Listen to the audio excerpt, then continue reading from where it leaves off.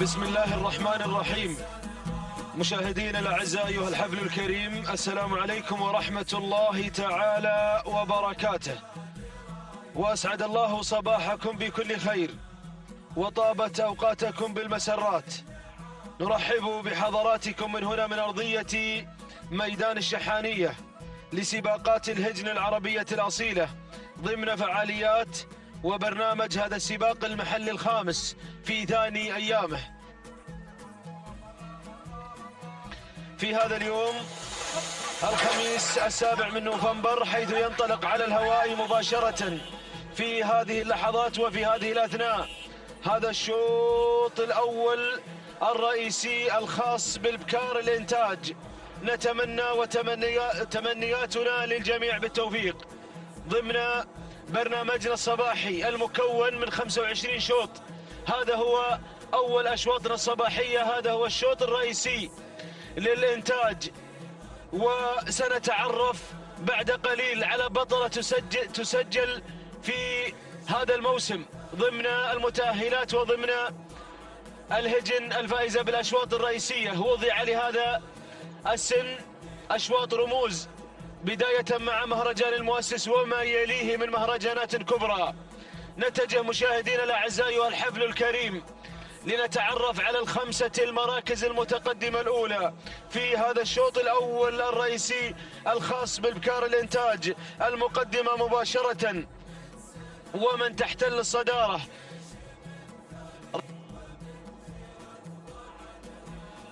فرحة على المركز الأول لعبد الرحمن بن ناصر بن محمد بن حباب الهاجري على مقدمة الشوط وفي المركز الأول. ننتقل إلى المركز الثاني، تصل الجافل لمحمد بن علي بن قريع، يصل الامبراطور مع الجافل ويقدم الجافل على المركز الثاني. النقلة التالية إلى المركز الثالث ومن تتقدم الظبي ناصر بن مسلم بن سالم النابت، حصل دخول على الظبي وانطلاق من قبل هجمة صالح بن حمد القمرة. السندباد القطري يقدم هجمة على المركز الرابع وانتقلت إلى الثالث. الرابع تتقدم من الجانب الآخر مع الزهلي راشد بن عويض بن قريع آل جابر، حصل دخول على المركز الخامس وتقدم من قبل الشفا لسالم بن عبد الله آل بخيت، خطفت المركز الخامس وبالتالي تنتقل إلى الرابع وإلى الثالث مع أبو بخيت سالم بن عبد الله البخيت، ويتابعها أيضا حمد بن عبد الله آل بخيت في هذا الشوط. هذه نتيجتنا مشاهدينا الأعزاء. الله، مرحبا بالمركز الخامس، مرحبا بمزاحة. وصلت مزاحة في أول نداء، اللي ما ترتاح، اللي غير مرتاحة في المركز الخامس تبغي المركز الأول، انتقلت إلى المركز الرابع. أيضا أرى الدخول والتسلل من قبل مطره لحمد بن محسن بن حمد بوصلعة، ويتابعها صالح بن حمد بوصلعة اللي انتقلت إلى المركز الخامس. أيضا شوف ياهو شوط اليوسفية، شعار بجار الله قادم، حمد بن جار الله بن حسين البريدي، وأيضا قادم الذيبة لمحمد بن ناصر الشنجل. شوط رئيسي مكتظ بالأسماء، كبار المضمرين، كبار الملاك لمن ناموس هذا الشوط الرئيسي في ظل وجود مزاحة الفائزة 4 أو 5 مرات أو 4 مرات في هذا الموسم. الله، رصيدها مليء، وبالتالي تنصب الترشيحات على مزاحة اليوم، على مزاحة اللي سابقة في هذا الشوط في السباق المحلي الماضي وعصاها في الابطال، وبالتالي هي مرشحة ترشيح قوي وهي في المركز الثاني. العودة إلى مقدمة الشوط، عندك يا الامبراطور محمد بن علي بن قريع يقدم لنا الجافل اللي جافل في هذه اللحظات ومنطلقة في المركز الأول. المركز الثاني مزوحة على المركز الثاني، ولكن مطرة وحمد بن محسن بوصلعة مع المركز الثاني. انتقلت مطرة إلى المركز الأول، يتابعها صالح بن حمد بوصلعة في هذه اللحظات. مطرة على المقدمة وعصاها قوس. مزاحة لمحمد بن فهد بن دخيل الله، محمد بن فهد بن دخيل الله الجبران مع المركز الثاني، ويتابعها سالم بن محمد الجبران. الله، مطره الشوط الاول الرئيسي، الجافل مع المركز الثالث، الامبراطور مع المركز الثالث، ولكن مطره مع 1200 متر تسيطر على شوط الانتاج الرئيسي. مزاحه تبحث عن النقطه الخامسه اليوم او النقطه الرابعه في رصيدها. مزاحه ما ذاقت الهزيمه، ولكن مطره اليوم مطره ومزاحه. شوط الانتاج الرئيسي الى وين؟ عند بوصلعه ولا عند بن دخيل الله؟ عند بوصلعه، عند مطره ولا مزاحه؟ مطره ولا مزاحه؟ مزاحه تضغط في هذه اللحظات وهي حامله اللقب، ولكن مطره ايضا في رصيدها العديد من النقاط في هذا الموسم، حاصله على المركز الاول في اكثر من مناسبه. مطره ومزاحه، مزاحه ومطره، ياهو شوط معركه طاحنه على اختطاف الناموس، على اختطاف شوط الانتاج. مزاحه راعيه هذا الشوط في السباق المحلي الماضي بدون اي اوامر وبدون اي تعليمات، تنتزع الصداره، تنتزع المركز الاول. مطره تحاول، مطره عادت مطره مره اخرى يا بن دخيل الله، عادت مطره. مزاحه ومطره الشوط الرئيسي، شوط الانتاج. بنت مطران ولا مزاحه؟ بنت مطران ولا مزاحه؟ مطره ومزاحه الشوط الانتاج، الشوط الرئيسي. مزاحه بدون اي تعليمات، مطره تحاول محاولات جاده وحقيقيه، ولكن مزاحه اعصاب عليك يا بن دخيل الله، اعصابك اليوم هاديه الاعصاب، ولكن مزاحه عليها الرقم واحد وتنتزع المركز الاول، تنتزع شوط الانتاج. مطره يا بن دخيل الله، مطره ومزاحه، ولكن مزاحه تنتزع الشوط الانتاج، تنتزع النقطه الثانيه في رصيدها في الشوط الرئيسي في هذا الموسم. سلام يا مزاحه، سلام، تهانينا لمحمد بن فهد بن دخيل الله، تهانينا والناموس. المركز الثاني مطره حمد بن محسن بن حمد بوصلعه. المركز الثالث الجافل لمحمد بن علي بن حمد بن قريع. المركز الرابع فتنة لسالم بن محمد الصعاق. المركز الخامس هجمة لصالح بن حمد القمرة. هذه النتيجة مشاهدينا الأعزاء، أيها الحفل الكريم لهذا الشوط، شوط الإنتاج الرئيسي. وتعود مزاحة مرة أخرى كما فعلت في السباق المحلي الرابع عندما انتزعت الشوط الأول الرئيسي، وتوقيت مميز يسجل مع مزاحة في هذا الشوط الرئيسي 6 دقائق 6 ثواني 38 جزء من الثانية. تهانينا والناموس لمالك مزاحة محمد بن فهد بن محمد بن دخيل الله الجبران المري. تهانينا والناموس، والتهاني أيضا لمن قدمها سالم بن محمد بن دخيل الله على هذا الفوز المستحق. تهانينا وناموس. المركز الثاني وصلت مطره، قطعت المسافة في 6 دقائق 7 ثواني 46 جزء من الثانية. مطره أيضا قدمت عرض تشكر عليه، ما قصرت اليوم. التهاني والناموس لحمد بن محسن بن حمد بوصلعة، وتهانينا والناموس لمضمرها صالح بن حمد بوصلعة. المركز الثالث وصلت الجافل، قطعت المسافة في 6 دقائق و11 ثانية و11 جزء من الثانية. تهانينا والناموس لمالك الجافل الامبراطور. التهاني والناموس لمحمد بن علي بن قريع واخوانه واشقائه.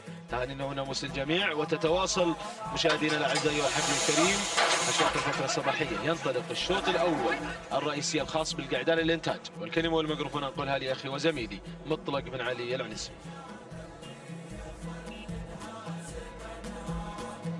بسم الله الرحمن الرحيم. شكرا أخي محمد بن بريك المري.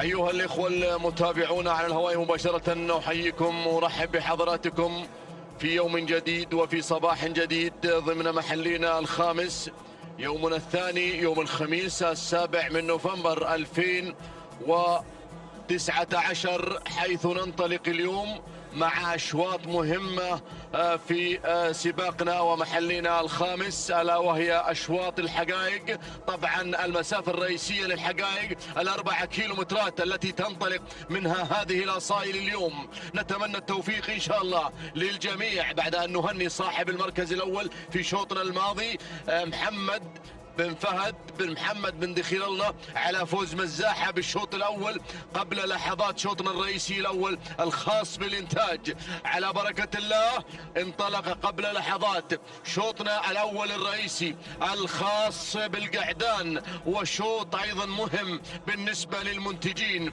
المركز الأول الصدارة سياف يقود الأسماء، سياف لسيد عبد الله بن محسن بن علي بن نديلة المري على المركز الأول على الصدارة يقود الأسماء. الكوس على المركز الثاني للسيد حمد بن سالم بن سعد آل نابت المري على المركز الثاني. المركز الثالث يتواصل شاهين أسعد بن سليمان بن حمد بن سعيد القعنوني على المركز الثالث.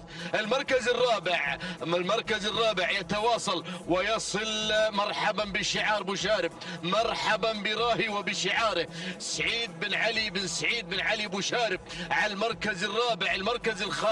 المركز الخامس الوهق على المركز الخامس جابر بن فهيد بن محمد الزبدان المري على المركز الخامس. من العمق يتدخل اسم جديد الريان على المركز الخامس، وهنا مقصص يتدخل مقصص حاملا لشعار علي بن خجيم بن عايض آل عذبة على المركز الخامس.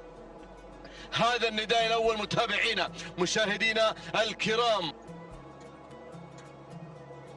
أول إعلان لمجموعة تتكون من 5 أسماء قوية في شوط مهم، شوط الإنتاج. ناموس غير الإنتاج يا أخواني. الشوط الأول وشوط الإنتاج وناموس صباحي وين بالشحانية ناموس غير، وموسم الشحانية على كل حال. موسم الشحانية غير هذا الموسم تجمع خليجي في ميدان التحدي. يا سلام، نرحب بكل الحاضرين، نرحب بكل عشاق الأصالة هنا في قطر. يا سلام، المركز الأول سياف ماركة غنية عن التعريف. عبد الله بن محسن بن علي بن ديلة المري على المركز الأول يقود الأسماء، ينطلق بالمركز الأول. المركز الثاني شاهين على المركز الثاني. أسعد بن سليمان بن حمد بن سعيد القعنوني على المركز الثاني. المركز الثالث في بغداد. مرحبا ببغداد. مبارك بن عبد الله بن مسفر بن سفران آل جحيش، هذا هو اللي بالمركز الأول. السباق المحلي الثالث صاحب هذا الشوط تحديدا شعار بن سفران. يعني خطير يا ابو شارب. هذا اللي يحتل المركز الأول ينطلق بشكله الجميل وبأدائه المميز شعار بن سفران. المركز الثاني سياب. المركز الثالث هزام محمد بن ناصر بن سالم بن فهيد المكسور على المركز الثالث. المركز الرابع اللي تدخل الى المركز الثالث ينطلق راهي اسم مهم سعيد بن علي بوشارب. يا سلام، هناك يتابع في الخارج علي على الهواء مباشرة من ألمانيا يتابع. يا سلام، لكن الموضوع مع بغداد على المركز الأول. مبارك بن عبد الله بن مسفر بن سفران آل جحيش على المركز الأول. المركز الثاني هذا اللي ما جبنا له طاري، شعار الصعاق مع صوغان محمد بن سالم بن علي بن متعب الصعاق. ولكن من يستحق الإعلان، من يستحق الناموس في المركز الأول للمرة الثانية في هذا الموسم، يحقق الشوط الرئيسي. يا له من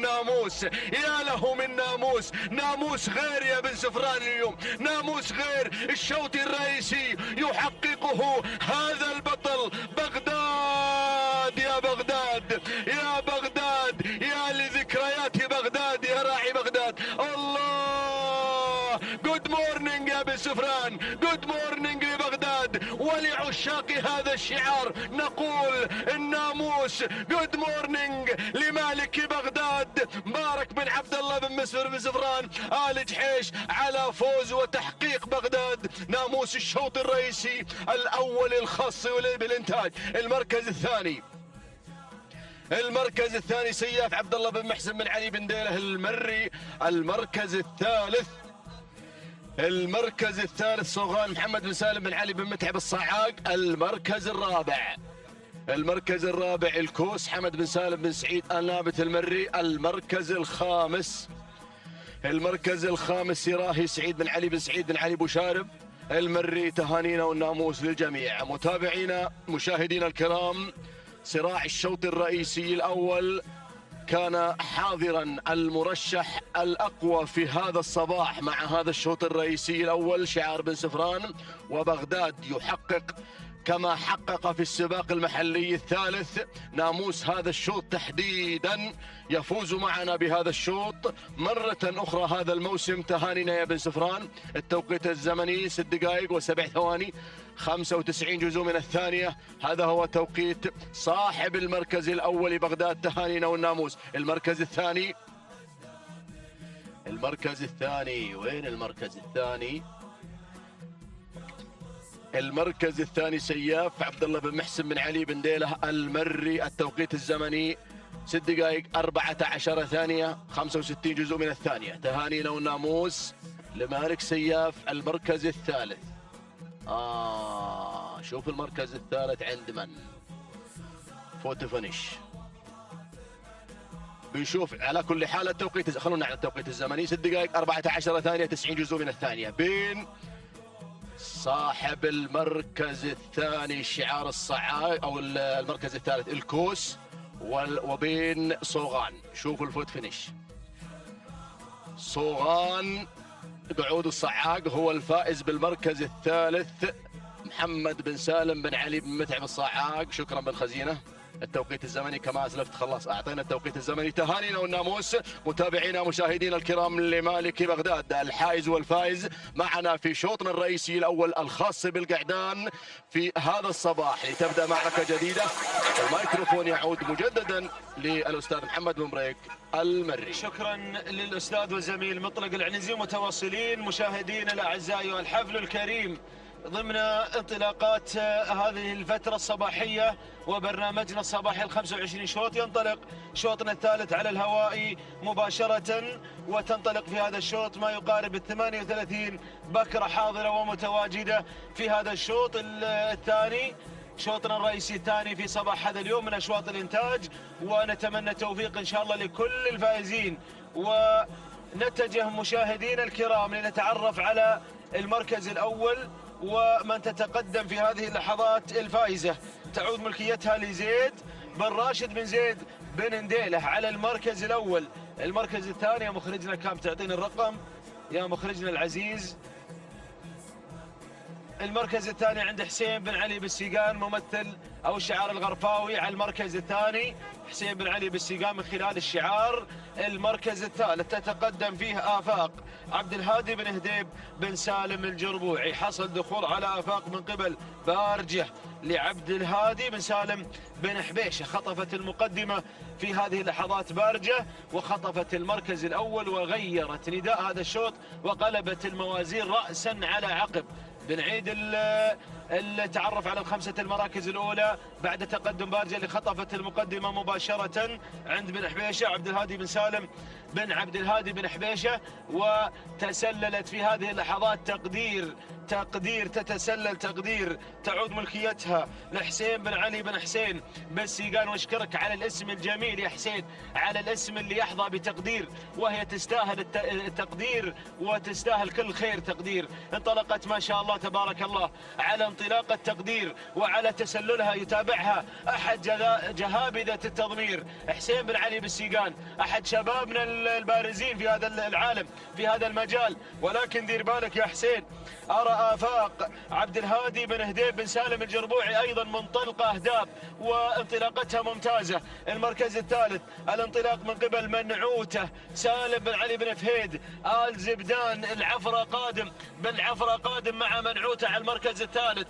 المركز الرابع الانطلاق فيه من قبل بارجة عبد الهادي بن سالم بن حبيشة على المركز الرابع. دور المركز الخامس، ومن تتقدم بيان تصل بيان لسالم بن حسين بن محمد بن جرحب مع المركز الخامس. يتقدم بن جرحب مع بيان، من تتسلل إلى المركز الخامس في هذه اللحظات وفي طريقها إلى المركز الرابع. هذه نتيجتنا أيها الأعزاء، أيها الحفل الكريم، عودتنا إلى الشعار الغرفاوي الكبير، على الشعار الغرفاوي مع حسين بن علي بالسيقان. يلا يا ابو علي ركز مع انطلاق التقدير. من تحتل المركز الثاني آفاق مع المركز الثاني في هذه اللحظات، وتقدير مع المركز الاول آفاق بن هديب مع المركز الثاني عبد الهادي بن هديب بن سالم الجربوعي مع المركز الثاني. المركز الثالث عند بن جرحب، قادم شعار بن جرحب مع المركز الثالث مع بيان سالم بن حسين بن محمد بن جرحب. المركز الرابع أول نداء لغازية حمد بن مبارك بالضعيف النابت مع غازية على المركز الرابع، وانتقلت إلى الثالث. بينما المركز الخامس عند بالعفرة مع منعوته سالم بن علي بن فهيد آل زبدان. هذه نتيجتنا أيها الأعزاء، أيها الحفل الكريم، لمن ناموس الشوط. آفاق تنطلق، آفاق تتسلل. الله على آفاق، على انطلاقة آفاق وعلى تسللها. بينما الخوف من تقدير، الخوف من تقدير وآفاق. وهذا الشوط الثاني للبكار، شوط الإنتاج لمن من هؤلاء المضمرين، لمن من هؤلاء الملاك. بن جرحب قادم وبضعيف قادمين الجماعة مع المركزين الثالث والرابع. ولكن نعود إلى المقدمة، إلى آفاق بن هديب مع المركز الأول. آفاق على الصدارة، عبد الهادي بن هديب بن سالم الجربوعي، ومنطلقة تفتتح الكيلومتر الأخير. والعصا قوس، وانطلاق التقدير على المركز الثاني. والعصا قوس، القوس قوسك والسهام سهامك. الله يا سلام، بالضعيف قادم، بن جرحب قادم مع المركزين الثالث والرابع. الحق ما تلحق يا بالضعيف ويا بن جرحب. ولكن آفاق وتقدير طارت الثنتين، ما شاء الله. اقلاع هنا في ميدان التحدي، في ميدان الشحانية لمن الناموس. آفاق مع المركز الأول، تقدير تحاول على المركز الثاني، آفاق وتقدير. هذا الشوط لمن من هؤلاء المضمرين. ما زال التقدير تصمد أو آفاق تصمد رغم ضغوط التقدير. يحاول الشعار الغرفاوي بالسيقان، يتسلل شعاره في هذه اللحظات. الله يا سلام، آفاق تقدير وآفاق. لمن نقطة هذا الشوط المهمة. آفاق هي الأقرب، وصل بالضعيف. الله، وصلت غازية، غزت غازية، لا تغزي إلا بقوم قد غزت يا راعي غازية. هذه غازية غزت المركز الأول. آفاق غازية بن جرحب قادم، يا سلام. الغازية آفاق بيان. ولكن هنا آفاق تصر 100 متر الثقيلة. غازية بالضعيف، غزت هذا الشوط، غزت المركز الأول، خطفت الصدارة. بيان غازية تهانينا، والناموس لمالك غازية على انتزاع المركز الأول وانتزاع ناموس هذا الشوط. تهانينا لحمد بن مبارك بالضعيف النابت. المركز الثاني آفاق لعبد الهادي بن هديب بن سالم الجربوعي. المركز الثالث بيان سالم بن حسين بن محمد بن صالح الجرحب. المركز الرابع وصلت فيه تقدير لحسين بن علي بن حسين بالسيقان. المركز الخامس عروق لعلي بن خجيم بن عايض العذبة. إذن تهانينا والناموس لمالك غازية حمد بن مبارك بالضعيف النابت.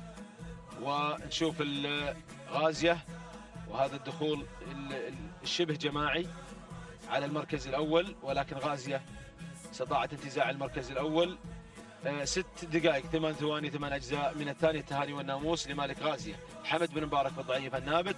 المركز الثاني دخول فوتو فينش ما بين آفاق وما بين بيان، ولكن بيان هي من انتزعت المركز الثاني، كان دخولها قوي في الأمتار الأخيرة. قطعت المسافة في 6 دقائق 8 ثواني 37 جزء من الثانية. التهاني والناموس لمالك بيان. سالم بن حسين بن محمد بن صالح الجرحب، وتهانينا والناموس لمحمد بن حسين بن جرحب من قدم بيان في هذا الشوط الثاني. المركز الثالث آفاق، قطعت المسافة في 6 دقائق 8 ثواني 39 جزء من الثانية. التهاني والناموس لمالك آفاق عبد الهادي بن هديب بن سالم الجربوعي، وتهانينا والناموس لجميع الفائزين. ينطلق شوطنا الرابع، ومرة أخرى أنقل الكلمة والميكروفون لأخي مطلق العنسي.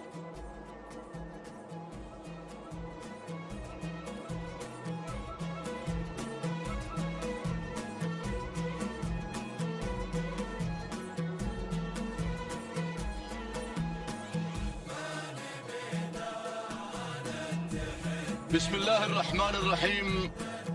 أيها الإخوة المتابعون على الهواء مباشرة، متابعي قناة الريان الفضائية، مرة أخرى أحييكم وأجدد معكم التحية في هذا الصباح، حيث انطلاق سن الحقائق من ال4 كيلومترات في محلنا الخامس ضمن المرحلة الأولى الخاصة بالصغار. طبعا اليوم فترتنا الصباحية والمسائية كلها سن الحقائق. ننتظر إن شاء الله أشواطنا الخاصة بالسيارات والأشواط الرئيسية في الفترة المسائية. معنا 10 سيارات إن شاء الله. نتمنى للجميع التوفيق والناموس حليف لكل عشاق الأصالة المشاركين في درة ميادين الخليج. على بركة الله. وقبل لحظات انطلق شوط أعداد هائلة، شوط خاص بالقعدان، شوطنا الرابع الذي اندفع بمجموعة كبيرة جدا في هذا المسار، مسار ال4 كيلومترات. المركز الأول من؟ المركز الأول يعز على المركز الأول راشد بن طالب بن علي الجربوعي المري على المركز الأول. المركز الثاني اللي تدخل وقاد علي بن مسفر بن محمد، أو علي بن محمد بن مسفر بن محميد الجربوعي المري على المركز الأول. المركز الثاني هناك ينطلق المركز الثاني.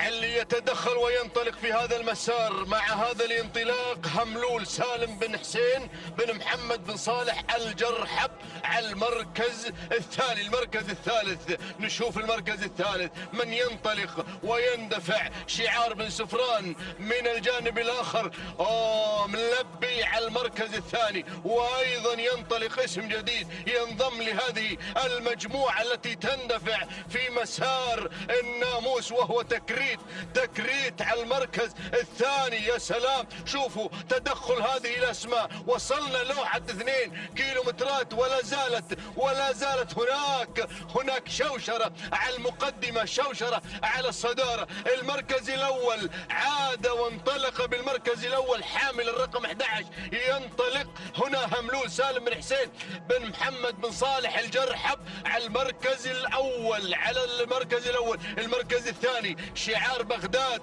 على المركز الثاني. شعار بغداد ينطلق مع تكريت علي بن عبد الله بن سيف آل سفران المري. المركز الثالث نمبر 1 السامي سالم بن حمد بن سعود آل فهيد المري. المركز الرابع وقاد علي بن محمد بن مسفر بن محميد الجربوعي. المركز الخامس الامبراطور يصل وبرق محمد بن علي بن حمد بن علي المري. الامبراطور محمد بن قريع على المركز الخامس. تغيير حصل يا بن قريع، راح المركز الخامس يا بن قريع. الباز يتدخل سالم بن صالح بن سالم النابت المري على المركز الخامس. ولا زالت الامور والقياده عند من؟ عند صاحب المركز الاول بن جرحب. هملول. اشوف المبتكر حاضر. وسالم بن حسين بن محمد بن صالح الجرحب على المركز الاول بشكله وادائه الرائع. ينطلق على المركز الاول.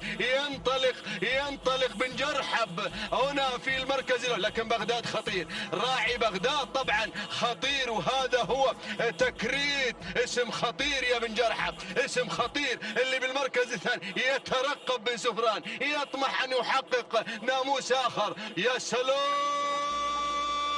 لكم بن جرحة، بن جرحة صامد مع هملول، ماركة هملولية غنية عن التعريف. المركز الثالث السامي سالم بن حمد بن سعود آل فهيدة المري. المركز الرابع الباس سالم بن صالح بن سالم النابت المري. المركز الخامس الشهم مبارك بن حمد بن مبارك النابت. خلصنا من الإعلان، نعود إلى شعار بن جرحة، إلى شعار بن جرحة على المركز الأول. يا سلام بن جرحة مع هملول بشكله وبشعاره الشطرنجي ينطلق على المركز الأول بكل ثقة ينطلق بن جرحة على الصدارة. سالم بن حسين بن محمد بن صالح الجرحة بالمري. يا سلام ناموس ولا أروع مع هذا الشكل ومع هذا الأداء المميز في هذا الصباح. جود مورنينج يا بن جرحة، جود مورنينج. وصباح الناموس، صباح هملولي، ناموس ولا أروع مع هملول. تهانينا لبن جرحة على فوز هملول بالمركز الأول. المركز الثاني تكريت للسيد علي بن عبد الله بن سيف آل سفران المري. المركز الثالث إسعاف علي بن سالم بن علي بن جابر آل حنزاب. المركز الرابع برق لشعار الامبراطور محمد بن علي بن حمد بن علي المري. المركز الخامس نمبر 1 السامي سالم بن حمد بن سعود آل فهيدة المري. متابعينا مشاهدينا الكرام، كانت هذه لحظات الناموس المثيرة التي حقق من خلالها شعار بن جرحة بناموس هذا الشوط، وكان حاضرا في هذا الصباح. التوقيت الزمني 6 دقائق 7 ثواني 12 جزءا من الثانية. هذا هو هملول سالم بن حسين بن محمد بن صالح الجرحة بتهانينا والناموس. المركز الثاني هذا هو تكريت علي بن عبد الله بن سيف آل سفران المري. التوقيت الزمني 6 دقائق 8 ثواني 85 جزء من الثانية. تهانينا والناموس. بينما المركز الثالث إسعاف علي بن سالم بن علي بن جابر آل حنزاب. التوقيت الزمني 6 دقائق و10 ثواني و24 جزء من الثانية. تهانينا والناموس. تهنئة خاصة لبن جرحة على فوز هملول في شوطنا الرابع ضمن الأشواط في الفترة الصباحية. تهانينا والناموس.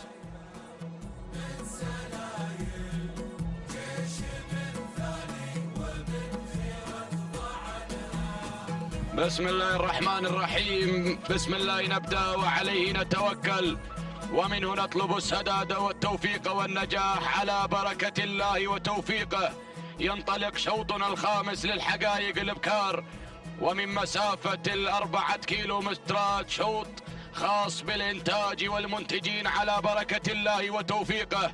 أتقدم مباشرة مع المركز الأول. الصدارة والبداية من تتقدم مع المركز الأول وتندفع بهذا الاندفاع خود سالم بن حمد بن صالح بوش ريد العذبة يتقدم مع المركز الأول مقدما لنا خود. ثاني الأسماء وثاني التحديات وصلت في هذه اللحظات سربا مع المركز الثاني. عبد العزيز بن خالد بن عبد الله العطية يقدم لنا سربا على ثاني الأسماء. المركز الثالث تصل بنت صوغان على ثالث الأسماء.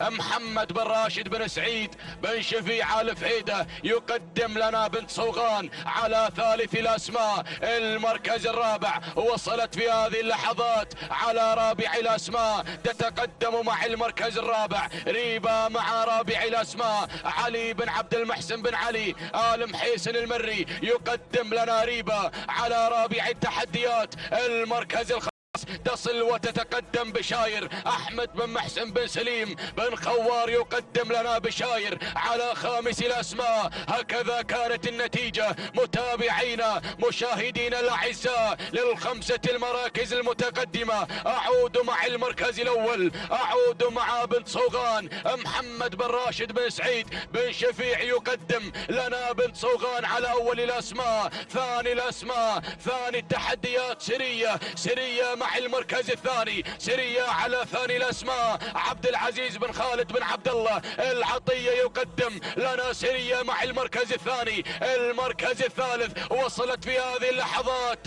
تتقدم مع المركز الثالث ريبة مع المركز الثالث. علي بن عبد المحسن بن علي آل محيسن المري يقدم لنا ريبة. رابع الأسماء، رابع التحديات، تصل الضويمر مع المركز الرابع بشعار علي بن ناصر آل نجم المري. خامس الأسماء، خامس التحديات رسا عبد الرحمن بن علي بن محمد بن راشد القوز يقدم لنا رسا. وأيضا يتقدم شعار الطريبيل من يتقدم في هذه اللحظات. ولكن أعود مع المركز الأول، أعود مع البداية، أعود مع الصدارة. الضويمر تغيرت وانطلقت مع المركز الأول، انطلقت نحو الناموس، انطلقت نحو الانتصار. الضويمر مع المركز الأول تتقدم بشعار علي بن ناصر آل نجم المري.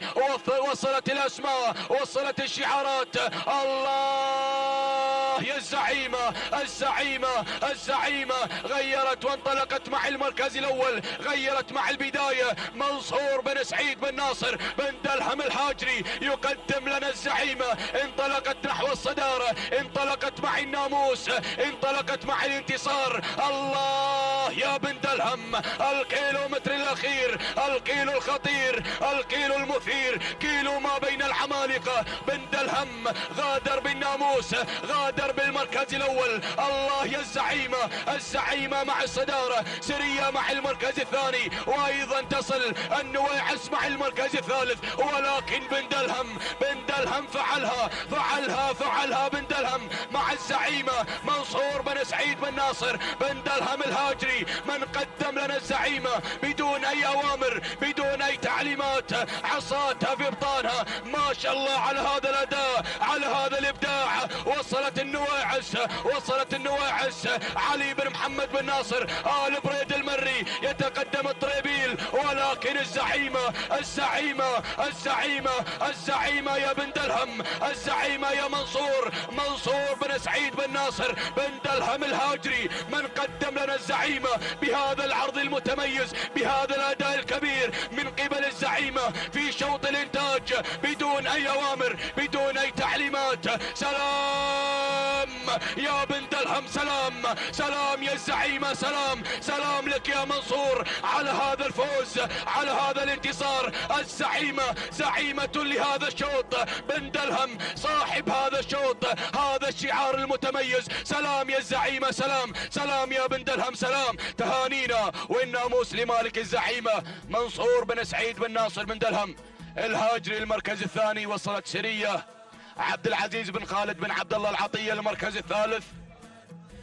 النويعس علي بن محمد بن ناصر آل بريد المري المركز الرابع.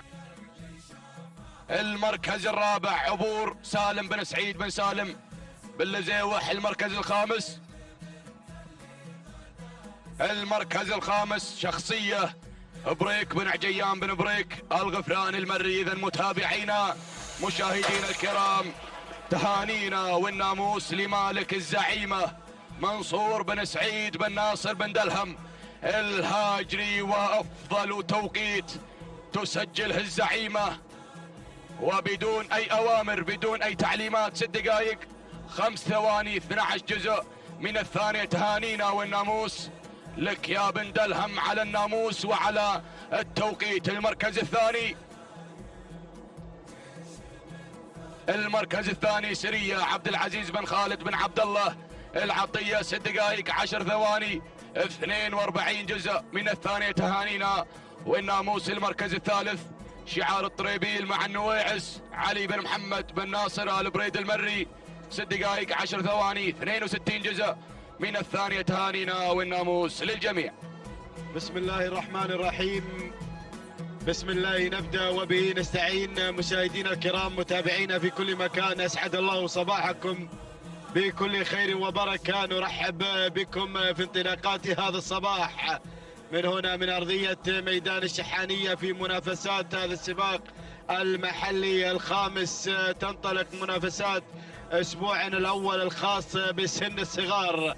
على بركة الله مشاهدينا الكرام ننطلق مع أشواط الإنتاج والمنتجين في هذه الأشواط المميزة. سادس أشواطنا شوط خاص بالقعدان. نتابع هذه الانطلاقة، نتابع هذه الأسماء المتواجدة والمندفعة في هذا التحدي. أبدأ بالبداية، أتابع كلاس سالم بن ناصر بن راشد المقارح ينطلق مع البداية مع الصدارة، بينما أتابع ثاني الأسماء يصل مشاهدينا الكرام شاهين علي بن حسين بن محمد بن صالح الجرحب يتقدم مع ثاني المراكز، بينما القادم في هذه اللحظات يصل مدوخ محمد بن علي بن حمد بن علي المري. هنا شعار بن قريع القادم مع ثالث المراكز، بينما خامس الأسماء تابع في هذه اللحظات. وصول مشاهدين الكرام يصل شوباش صالح بن مسلم بن طالب بن عقيل النابت هنا قادم مع رابع المراكز. وخامس الأسماء معزم عبد العزيز بن خالد بن عبد الله العطية يصل مع خامس المراكز في هذا النداء الأول لمراكزنا الخمس الأولى المتقدمة. ولكن العودة هناك، العودة مع البداية والصدارة.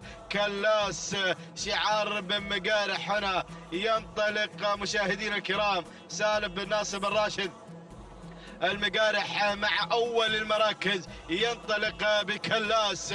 ولكن أتابع التقدم من معزم القادم في هذه اللحظات. معزم بشعار عبد العزيز بن خالد العطية قادم في هذا الانطلاق في هذا التحدي هنا مع ثاني المراكز، بينما وصول من ثالث المراكز من شوباش صالح بن مسلم بن طالب بن عقيل النابت يتقدم مع ثالث الأسماء، بينما أتابع رابع الأسماء في هذا التحدي. هنا وصول من شاهين علي بن حسين بن محمد بن صالح الجرحب يصل مع رابع المراكز. وخامس الأسماء وصل موحش براك بن فهيز بن محمد الزبدان يصل أيضا موحش القادم في هذه اللحظات في هذا النداء الأول. هنا مع موحش ينضم في هذه اللحظات مع خامس المراكز. ولكن الأسماء قادمة. أتابع الكاسر لهجر السيلية، ولكن العودة مع البداية مع الصدارة هناك. أتابع معزم يعزم على الصدارة، معزم على الناموس، معزم بالبداية عبد العزيز بن خالد بن عبد الله العطية ينطلق مع البداية مع لافتة 1200. الله الله، معزم مع الناموس مع الانتصار مع هذا الانطلاق. معزم لعبد العزيز بن خالد بن عبد الله العطية بالبداية. ولكن شوب بن عقيل قادم في هذه اللحظات يقدم شوباش صالح بن مسلم بن طالب بن عقيل النابت أيضا يتقدم يشكل الخطر في هذه اللحظات. ولكن موحش شعار الزبداني قادم مع هذه اللحظات. براك بن فهيز بن محمد الزبداني المري. الله، موحش ينطلق يغير إلى ثاني المراكز. كلاس هنا شعار بن مقارح مع رابع المراكز سالم بن ناصر بن راشد المقارح. ولكن أتابع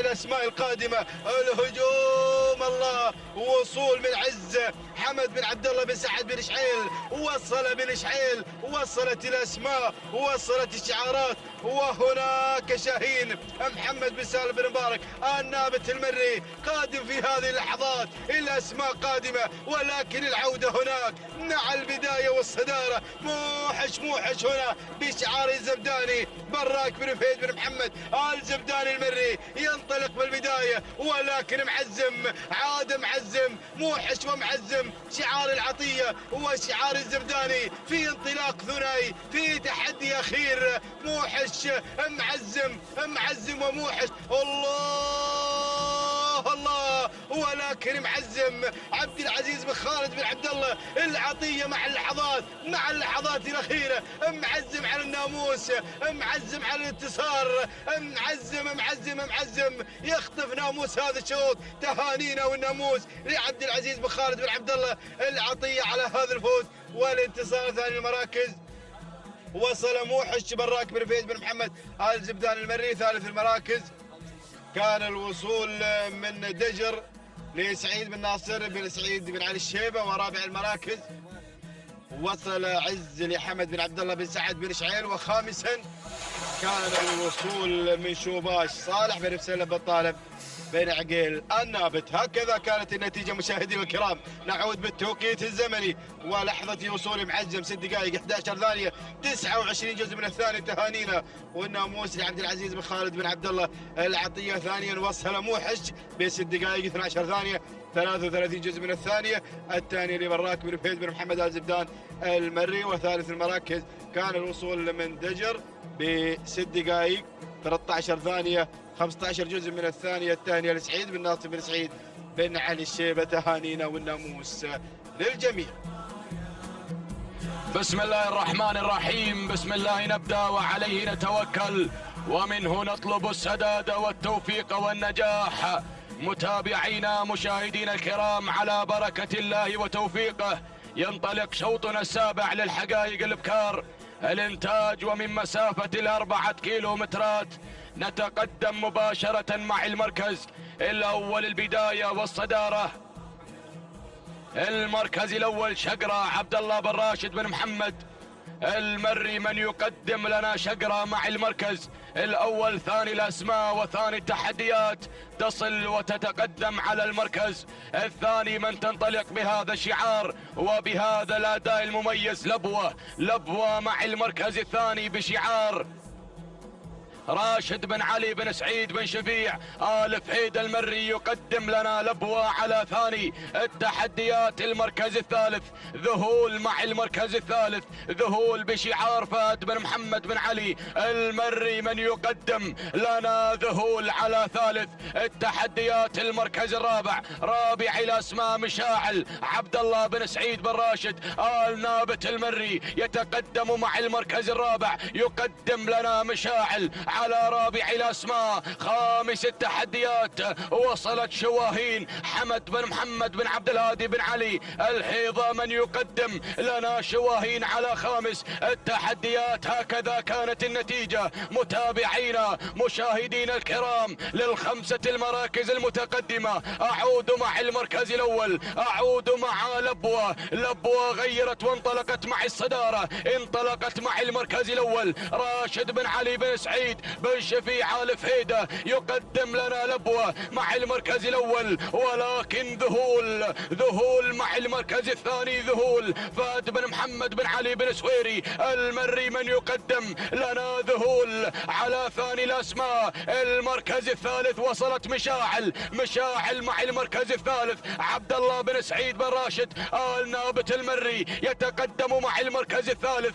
يقدم لنا مشاعل. الفايزة مع المركز الرابع، الفايزة مع رابع الأسماء. الله يا الفايزة عبد الله بن جار الله بن علي آل نابت المري يتقدم مع رابع الأسماء يقدم لنا الفايزة على رابع التحديات. شفوف مع المركز الخامس حمد بن محمد بن علي الشراب يصل مع خامس الأسماء، يصل مع شفوف على خامس التحديات.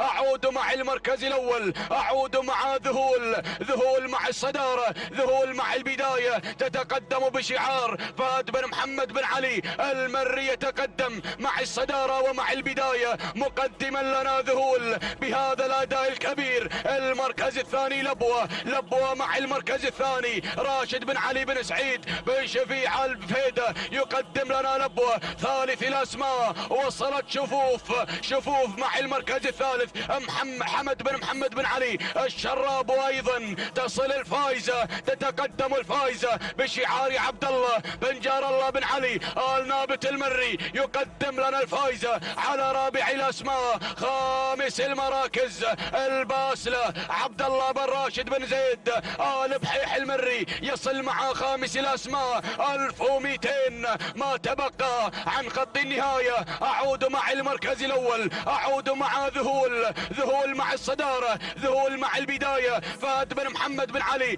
المري يقدم لنا ذهول مع الصدارة. المركز الثاني شفوف حمد بن محمد بن علي الشراب، ولكن الكيلومتر الأخير وصلت الفائزة. مرحبا بهذا القدوم. عبد الله بن جار الله بن علي آل نابت المري يقدم لنا الفائزة مع المركز الثالث. تتقدم الفائزة وأيضا وصلت الأسماء، وصلت الباسلة عبد الله بن راشد بن زيد آل بحيح المري يقدم لنا الباسلة. وتتقدم محنا مسفر بن مبارك بن مسفر الشهواني. أعود مع المركز الأول، أعود مع البداية، أعود مع ذهول مع الصدارة، ذهول مع المركز الأول. الله يا ذهول، ولكن محنا واصلة مع المركز الثاني. مسفر بن مبارك بن مسفر الشهواني يقدم لنا محنا على ثاني الأسماء الفائزة مع المركز الثالث. ولكن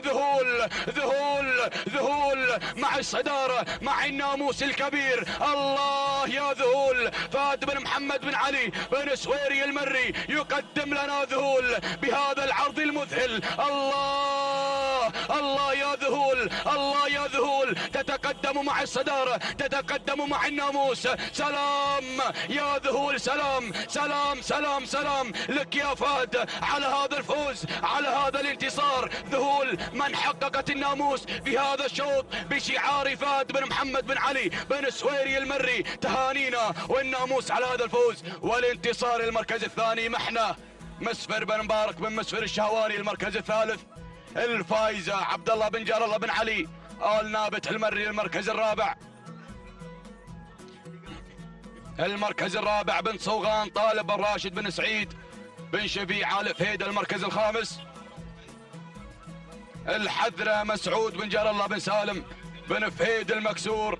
تهانينا والناموس متابعينا الكرام لمالك ذهول فهد بن محمد بن علي بن سويري المري على هذا الفوز والانتصار. توقيت الزمني 6 دقائق 10 ثواني 15 جزء من الثانية. تهانينا والناموس يا مالك ذهول على هذا الفوز والانتصار. المركز الثاني ثاني الأسماء محنا مسفر بن مبارك بن مسفر الشهواني الهاجري. 6 دقائق 12 ثانية 36 جزء من الثانية. تهانينا والناموس. المركز الثالث الفائزة عبد الله بن جار الله بن علي آل نابت المري. 6 دقائق 14 ثانية 69 جزء من الثانية. تهانينا والناموس للجميع.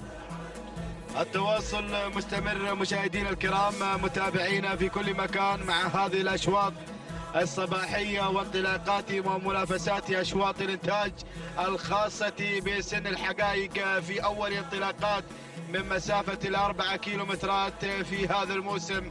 تبدأ منافسات الصغار، تنطلق هذه الأسماء والشعارات الكبيرة والمميزة في تحدي سن الحقائق. نبدأ مع شوطنا الثامن، شوط خاص بالقعدان. نبدأ بالبداية، نتابع الصدارة مفوض ناصر بن سعيد بن علي الشيبة من يتقدم في أول المراكز، بينما أتابع سهم القادم مع ثاني المراكز لهجن السيرية يتقدم سهم، بينما أتابع الوصول في هذه اللحظات. وصل العسجد محمد بن سالم بن مبارك النابت يتقدم في هذه اللحظات، يغير إلى الصدارة، بينما أتابع هناك من الجانب الآخر وصول من مرحب محمد بن سلطان بن سويدان المالكي يصل مع رابع المراكز وخامس الأسماء. هنا التقدم من موهوب سعيد بن عبد الله بن سعيد المحشادي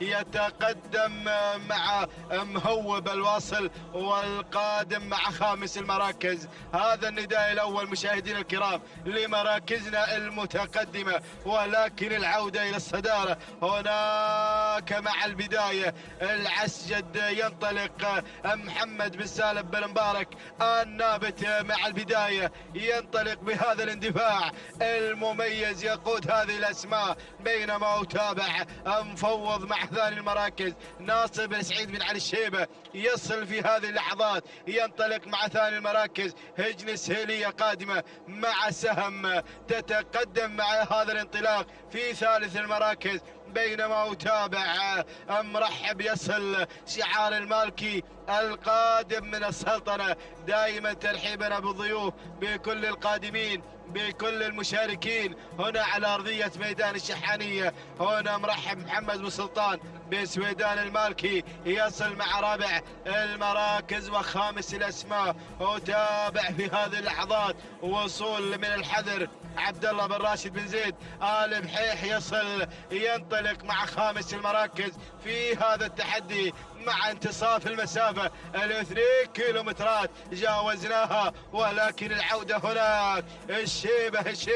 الشيبة مع مفوض يغير على الصدارة. ناصر بن سعيد بن علي الشيبة يقدم شعاره مع انطلاقة مفوض على البداية والصدارة، ولكن العسجد محمد بن سالم بن مبارك النابت المري يتقدم مع ثاني الأسماء. ينطلق العسجد مع الانطلاق الثاني، بينما وصول من هجن السيرية مع سهم ينطلق في هذه اللحظات يتقدم، ولكن شوف الحذر عبد الله بن راشد بن زيد آل بحيح المري قادم في هذه اللحظات يشكل الخطر. الحذر وحذاري من الحذر القادم في هذه اللحظات، بينما أتابع خامس الأسماء وصول من مرحب محمد بن سلطان المالكي، ولكن أتابع الشعارات. وصل شعار بن قطامي مع جزيل مبارك بن محمد بن قطامي المري، وهناك أبلج قادم حمد بن محمد بن علي شراب يصل في هذه اللحظات.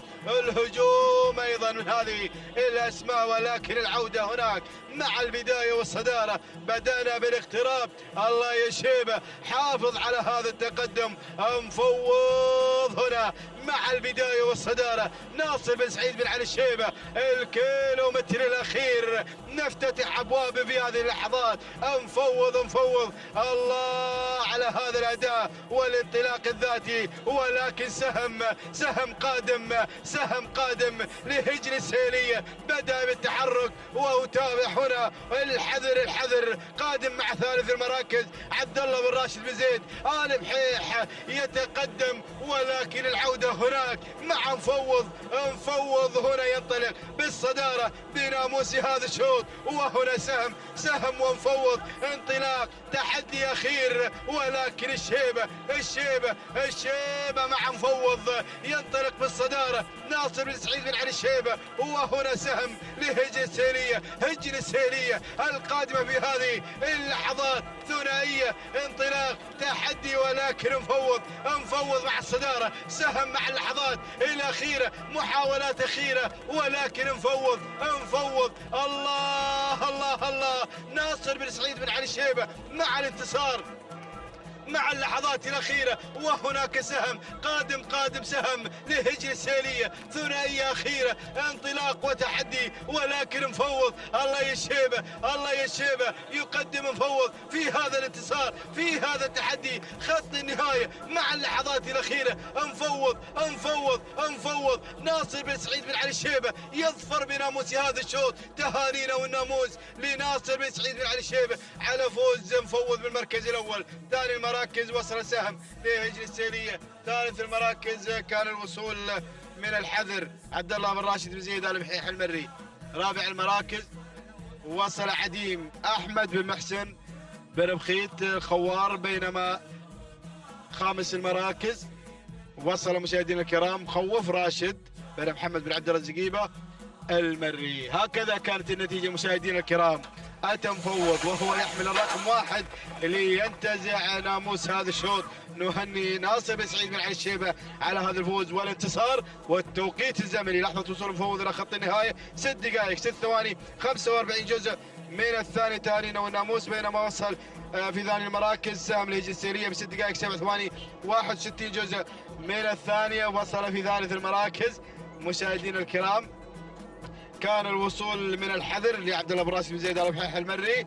وتوقيت الحذر ولحظة وصول إلى خط النهاية بالفعل 6 دقائق 13 ثانية 74 جزء من الثانية. تهانينا والناموس للجميع.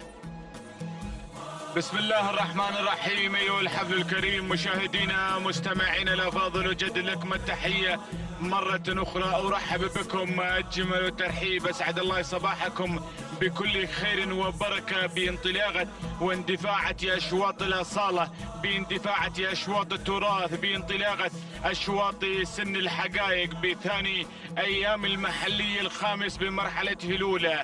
انطلاقة الشوط التاسع لفئة الحقائق بكار ينطلق من مسافة 4 كيلومترات حاملا بطياته هذه الشعارات والأسماء الكبيرة المتواجدة في هذا التحدي الكبير. نتابع هذه المنافسة، نتابع هذا التحدي مع هذه الأسماء المميزة المتواجدة في هذا التحدي الكبير. نبدأ مع البداية ومع الصدارة مباشرة مع أول الأسماء المتواجدة في هذا الانطلاق الكبير.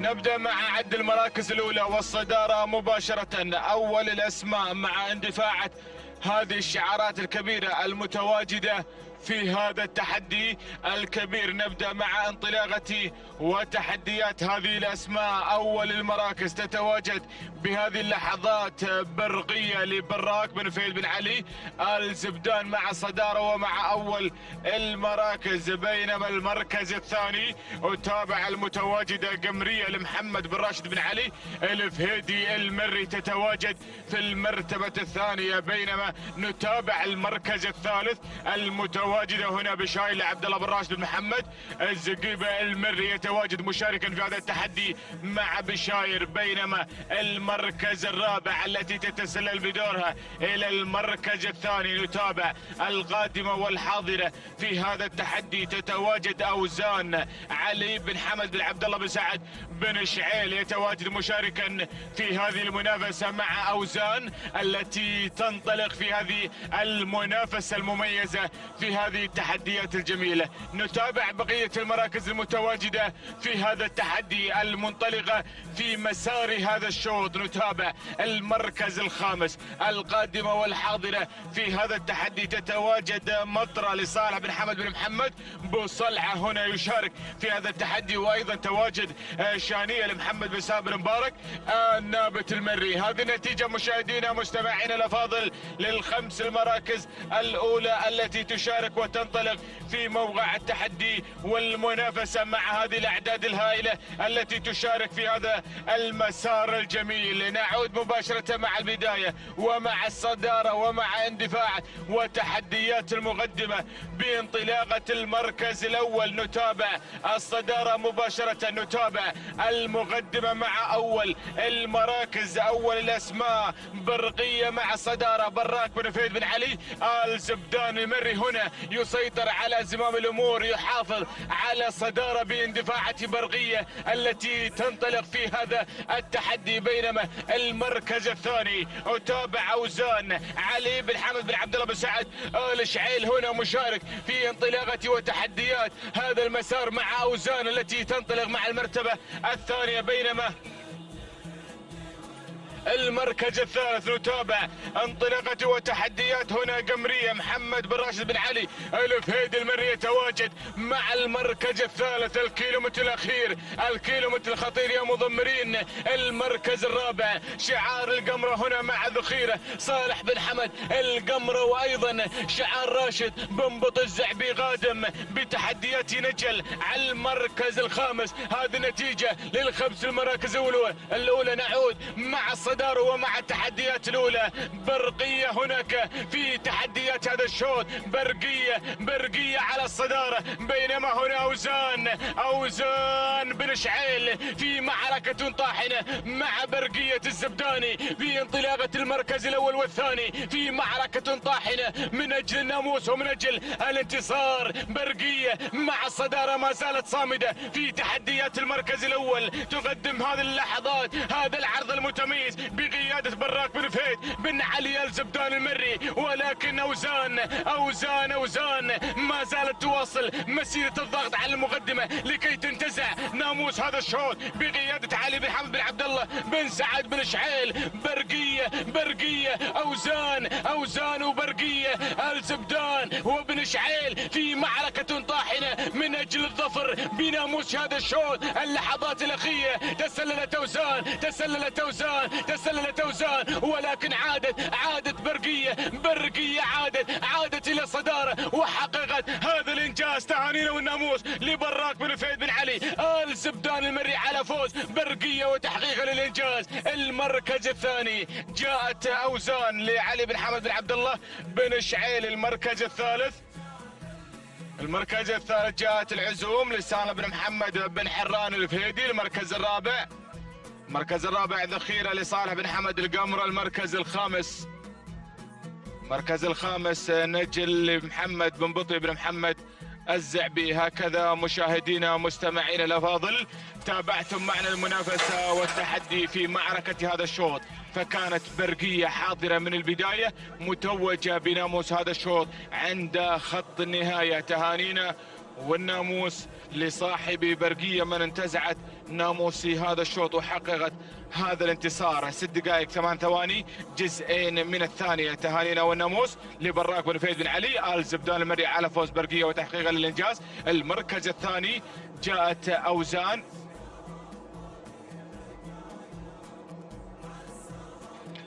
جاءت في المركز الثاني 6 دقائق 9 ثواني 4 أجزاء من الثانية. تهاني وناموس لصاحب أوزان بن شعيل من حقق المركز الثاني. المركز الثالث جاءت في المرتبة الثالثة 6 دقائق 12 ثانية 75 جزء من الثانية مع المركز الثالث العزوم لسالم بن محمد بن حران الفهيدي. تهاني وناموس على فوز العزوم في المركز الثالث. تهاني وناموس لجميع الفائزين. التواصل مستمر مشاهدينا مستمعينا الافاضل باندفاعة وانطلاقة اشواط التحدي والمنافسة. شوطنا العاشر لفئة الحقائق القعدان الانتاج من مسافة 4 كيلومترات. نتابع هذه الشعارات والاسماء الكبيرة التي تتواجد في هذه المنافسة المميزة على ارضية ميدان التحدي ميدان الشحانية. نبدأ بعد المراكز ومع هذه الشعارات التي تزين ارضية هذا الميدان. اول المراكز نبدأ مع شعار بن حلفان او الزبداني، هنا ينطلق مع الصدارة ومع التحديات بانطلاقة حمدان بن علي بن محمد الغفراني المري يتواجد مع الفال وفاله طيب بانطلاقة هذه التحديات الجميلة باندفاعات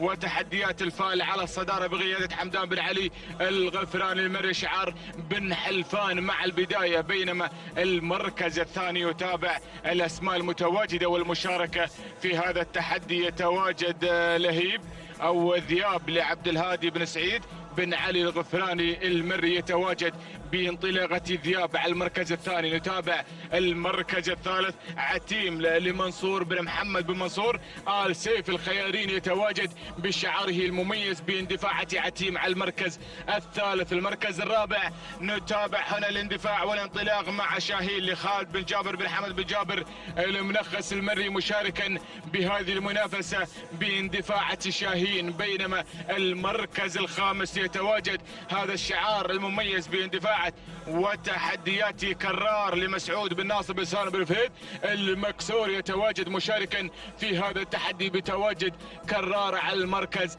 الخامس. هذه النتيجة مشاهدينا الكرام مستمعينا الافاضل للخمس المراكز الاولى المشاركة في هذا التحدي المتواجدة في منافسات هذا الشوط على ارضية ميدان التحدي ميدان الشحانية. نتابع بهذا العالم الساحر، نتابع هذه الشعارات العاشقة والمحبة لهذه الرياضة العريقة، رياضة الآباء والأجداد، رياضة سباقات اللجنة العربية الأصيلة، مع هذه الأعداد الهائلة التي تشارك وتنطلق عبر قناة الريان الناقلة لأحداث ومنافسات هذا السباق. نتابع التحدي ونتابع المنافسة. نعود مع البداية. الذئاب تسلل وانطلق مباشرة مع الصدارة بقيادة عبد الهادي بن سعيد بن علي الغفراني المري، بينما المركز الثاني الفال يتواجد بشعار حمدان بن علي بن حلفان المري مشاركا في هذا التحدي مع شعار تباشير القادم والحاضر بكل قوة. يقدم لنا الفال على المركز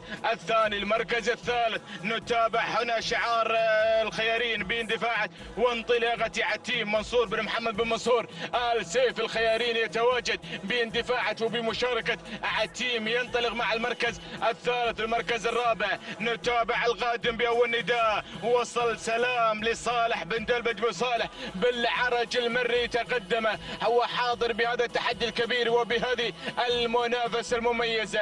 نتابع المركز الخامس، وصل المكسور باندفاعته وتواجد كرار مسعود بن ناصر بن سالم بن فهيد المكسور يتواجد على المركز الخامس، بينما هنا لهيب تسلل وانطلق مع المركز الخامس. عبد العزيز بن خالد بن عبد الله العطية يتواجد باندفاعته وانطلاقة هذا الشعار. هذه النتيجة للخمس المراكز الأولى، للخمس نجوم، للخمس الشعارات الكبيرة المتواجدة في هذا المسار المميز. عاد الفال إلى البداية، عاد إلى الصدارة بانطلاقة وتحديات الفال. حمدان بن علي بن حلفان المري يتواجد مشاركا في هذا التحدي، متقدم بهذه الانطلاقة، بينما هنا بالعرج قادم مع سلام وحاضر صالح بن دلبت في العرج المري يتواجد بهذه المنافسة. وصل المكسور بتحديات كرار مسعود بن ناصر بن سالم بن فهيد المكسور. وصل العطية باندفاعته وتحديات لهيب على المركز الرابع في لهيب هذه المنافسة، بينما المركز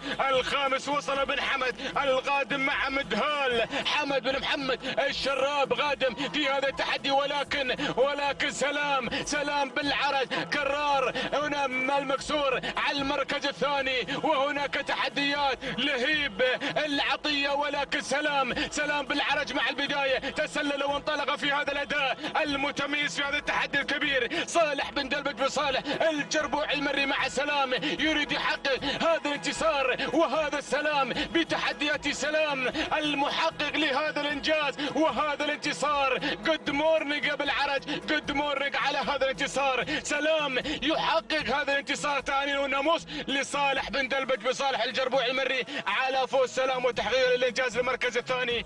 كرار لمسعود بن ناصر بن سالم المكسور. المركز الثالث لهيب لعبد العزيز بن خالد بن عبد الله العطية. المركز الرابع وصل الفال لحمدان بن علي بن حلفان المري. المركز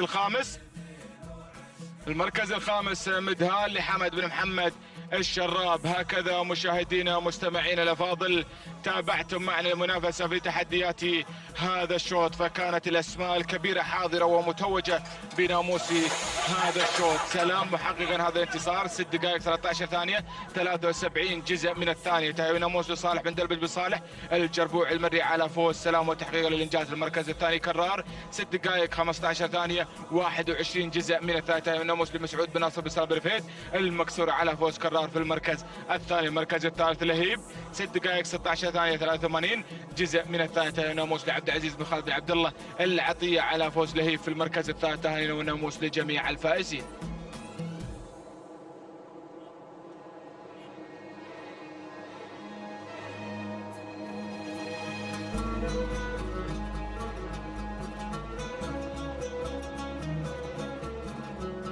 السلام عليكم ورحمة الله وبركاته. انطلق الشوط 11 للبكار الانتاج، ونتابع وإياكم في هذه اللحظات انطلاق سن الحقائق والمسافة إلى 4 كيلومترات.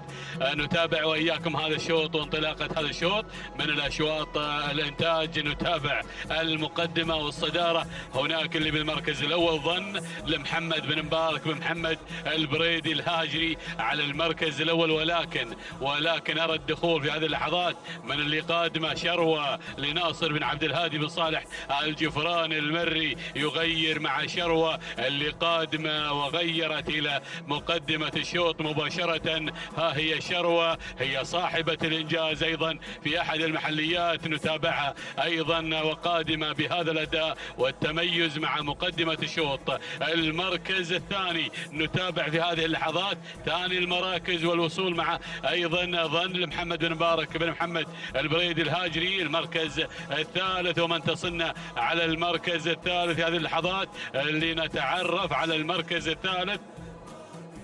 نتابع هنا القدوم في هذه اللحظات مع المركز الثالث، يبدو لنا شعار بن عقيل هنا في هذه اللحظات. صفطان صالح بن طالب بن مسلم بن عقيل النابت مع صفطان اللي على المركز الثالث في هذه اللحظات. المركز الرابع والقدوم مع صاحبة المركز الرابع. هنا نتابع مطرة حمد بن صالح بن حمد بوصلعة المري على المركز الرابع. المركز او هنا القدوم في هذه اللحظات مع سلهودة محمد بن ناصر بن سالم بن فهيد المكسور اللي قادم مع المركز الرابع. المركز الخامس في هذه اللحظات نتابع هنا هذا الاسم القادم وهو شعار بوصلعة ايضا اللي على المركز الخامس بانطلاقته. هنا نتابع هذه الاسماء مع مطرة اللي قادمة على المركز الخامس. هذه النتيجة للخمس المراكز الاولى، وبنعود الى شروة، بنعود الى شروة. يا سلام يا سلام يا شروة، يا سلام مع الكيلوين المتبقية مع انتصاف المسافة. يا شروة اللي على المركز الأول ناصر بن عبد الهادي بن صالح الجفران المري. يا سلام بانطلاقة شروة اللي على المقدمة وعلى الصدارة وعصاها قوس عصاها. يا سلام يا سلام يا سلام مع شروة. بينما المركز الثاني نتابع شعار المكسور على المركز الثاني سلهودة محمد بن ناصر بن سالف المكسور. بينما أرى القدوم في هذه اللحظات من الشرود علي بن خديم بن عايض بن فرج العذبي على المركز الثاني في هذه اللحظات.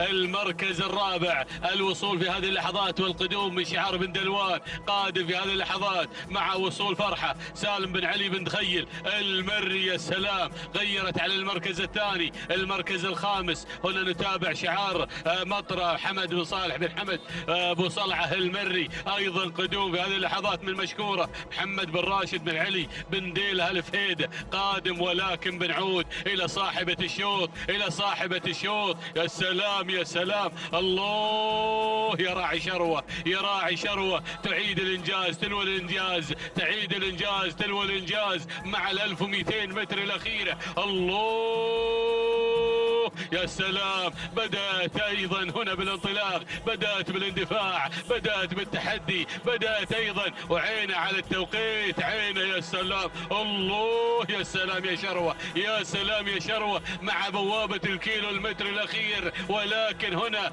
ايضا اللي على المركز الثاني فرحة لسالم بن علي بن دخيل شعار بن دلوان. المركز الثالث القدوم مع ايضا هنا مشكورة محمد بن راشد بن علي بن ديل الفهيدة. المركز الرابع هناك وصول من الشرود لعلي بن خديم بن عايض بن فرج العذبي. المركز الخامس مع هجن السيلية ايضا مع سنة. ولكن بنعود يا سلام تعيد السيناريو عصاها في بطانة. الله يا شروة، الله يا شروة ما شاء الله تبارك الله أداها وتميزها، تعيد إنجازها تلو الإنجاز. نتابعها نشاهدها تقوم راس وتنتهي راس. ما شاء الله تبارك الله، ما شاء الله على هذا الأداء.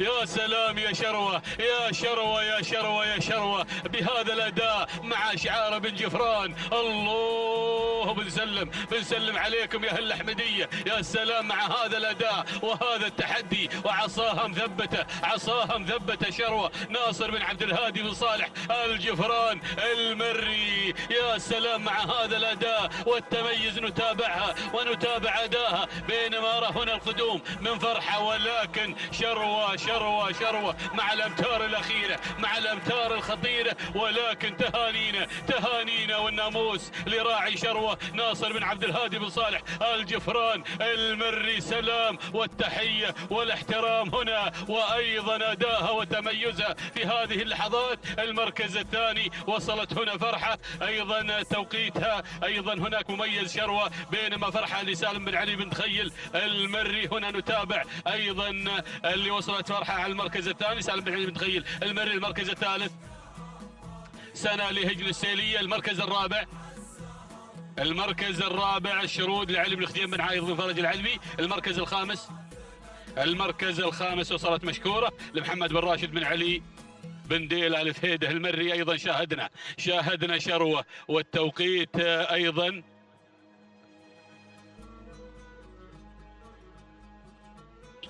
نتابع ويتحطم التوقيت الزمني. سلام بدون اي تعليمات الا عند الامتار الاخيره. ايضا شاهدنا هنا ايضا شروه يستاهل راعي شروه 6 دقائق 4 ثواني 6 اجزاء.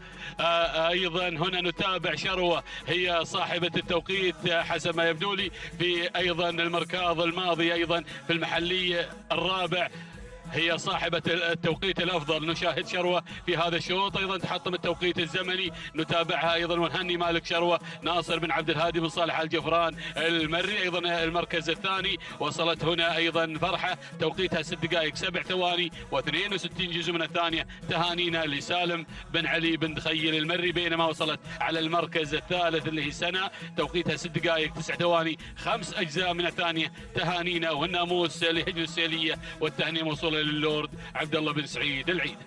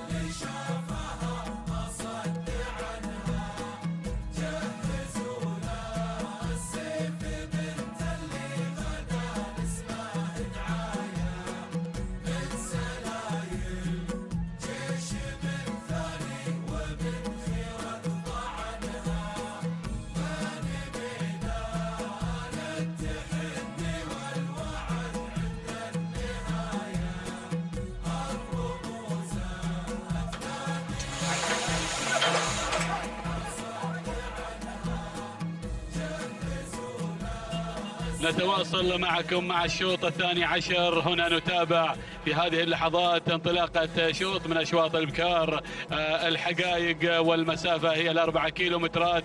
نتابع وإياكم في هذه اللحظات هذا الانطلاق. كما نذكر أيضا بصاحبة التوقيت الأفضل هناك شروة، أيضا صاحبة الشوط الماضي أيضا مالكها بن جفران، أيضا ناصر الجفران على أيضا التوقيت الزمني. هنا نتابع في هذه اللحظات ونتابع انطلاقة هذا الشوط وشوطنا الثاني عشر للإنتاج ما قبل ختام أشواط الإنتاج، لأن بعد هذا الشوط شوط الإنتاج الأخير اللي هو 13 وبعد يبتدي شوط الأشواط العامة. هناك نتابع في هذه اللحظات هذه المقدمة والصدارة، نتابع المراكز الأولى المنطلقة. هناك اللي على المقدمة في هذه اللحظات شواهين أو شواهيق لعلي بن خديم بن عايض بن فرج العلمي على المركز الأول مع المقدمة والصدارة نتابعها. هنا في هذه اللحظات المركز الثاني نتابع هناك بروج لطالب بن مسلم بن طالب بن عقيل النابت مع بروج اللي قادمة. قادمة مع المركز الثاني هنا في هذه اللحظات. المركز الثالث نتابع في هذه اللحظات الوصول من شقرة لمنصور بن محمد بن منصور سيف الخيارين على المركز الثالث. المركز الرابع نتابع هناك القدوم في هذه اللحظات، الوصول من اقتدار لعلي بن محمد بن زيد آل نديلة. قادم هنا ايضا شعار حمد بن جار الله مع بلشة، حمد بن جار الله بن علي بن حسين البريدي. المركز يا سلام يا هذا الشوط، شوفوا الهجوم، شوفوا الهجوم على الخمس المراكز المتقدمة يا هذا الشوط، يحمل اسماء قوية ومنطلقة ومندفعة، ولكن بنعود الى مقدمة الشوط والى شواهيق اللي على المركز الاول على المقدمة. وركز يا علي، يا علي اللي سايرها ويرافقها، الله يوفقك، الله يوفقك على هذا الاداء والتميز والتضمير الرائع. يا سلام على المقدمة. نتابع هنا علي بن خجين بن عايض بن فرج العذبي على مقدمة الشوط، بينما المركز الثاني نتابع المركز الثاني الفائزة حسين بن علي بن حسين بالسيقان. يا سلام يا اهل الغرافة متواجدين في هذا الصباح ايضا بهذه المشاركة. المركز الثالث نتابع من الجانب الايمن القدوم من شواهين لخالد بن وسام بن سلطان بن سعد الهاجري، قادم مع المركز الثالث. يلا يا بن وسام. المركز الرابع نتابع الله، نتابع شعار الابداعات، ثقة لمسفر بن مبارك بن مسفر الشهواني. يا الشهواني قادم من قدم لنا احد البكار القوية اللي جاء الثانية في احد الاشواط الماضية. بينما المركز الخامس نتابع يا سلام الوصول من بهشة ايضا لصالح بن حمد القمرة السندباد القطري مع المحمداني. الله يا هذا الشوط، يا سلام يا هذا التحدي، ما خلف الخمس المراكز من اسماء قوية، 5 مراكز ايضا، ولكن بنعود الى الشعار الغرفاوي. الله يا بالسيقان، ابا السيقان دائما مبدع ايضا بانطلاقاته باندفاعاته. يا سلام يا حسين، يا حسين بهذا الاداء والتميز مع الفائزة وتحمل اسم غالي عزيز علينا. يا سلام هناك بمقدمة الشوط الفائزة حسين بن علي بن حسين بالسيقان المري مع المركز الاول مع المقدمة مع 1500 متر الاخيرة. بينما المركز الثاني نتابع شواهيق لعلي بن خجيم بن عايض بن فرج العذبي على المركز الثاني. المركز الثالث ثقة لمسفر بن مبارك بن مسفر الشهواني على المركز الثالث. المركز الرابع الوصول من بهشة لصالح بن حمد القمرة، صالح بن حمد القمرة وبقيادة المحمداني. المركز الخامس شوف اللي قادمة في هذه اللحظات. الله يا نوف لسعيد بن علي بن سالم الجربوعي بمهيرة وقدوم ايضا اخر. شوفوا اللي قادمة ايضا هناك اللي عسيل مبارك بن حمد بن ترحيب بن نايفة. الله يا بنت رحيب قادم بكل قوة، ولكن بنعود للفائزة. يا الفائزة وشواهيق بوابة الكيلو المتر الاخير. والله يا ثقة قادمة مع المركز الثالث. هناك نوف قادمة مع المركز الرابع، وايضا بهشة على المركز الخامس. ولكن بنعود الى الفائزة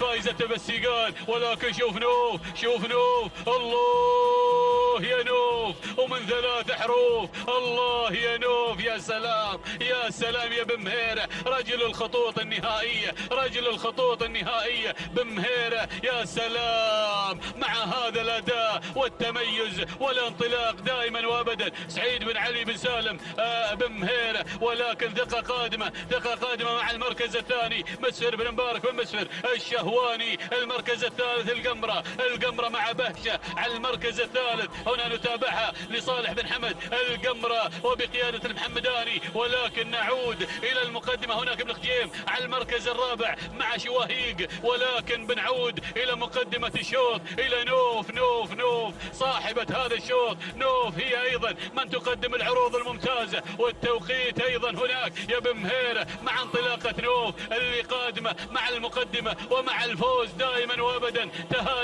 تهانينا تهانينا والناموس على هذا الفوز وساعة وصولها إلى خط النهاية معلنه الفوز. والناموس تهانينا لمالك نوف سعيد بن علي بن سالم بن مهيره المري، تهانينا على هذا الفوز. المركز الثاني ثقة لمستر بن مبارك بن مستر الشهواني. المركز الثالث باشا لصالح بن حمد القمرة. المركز الرابع شواهيق لعلي بن خجيم بن فرج العذبي. المركز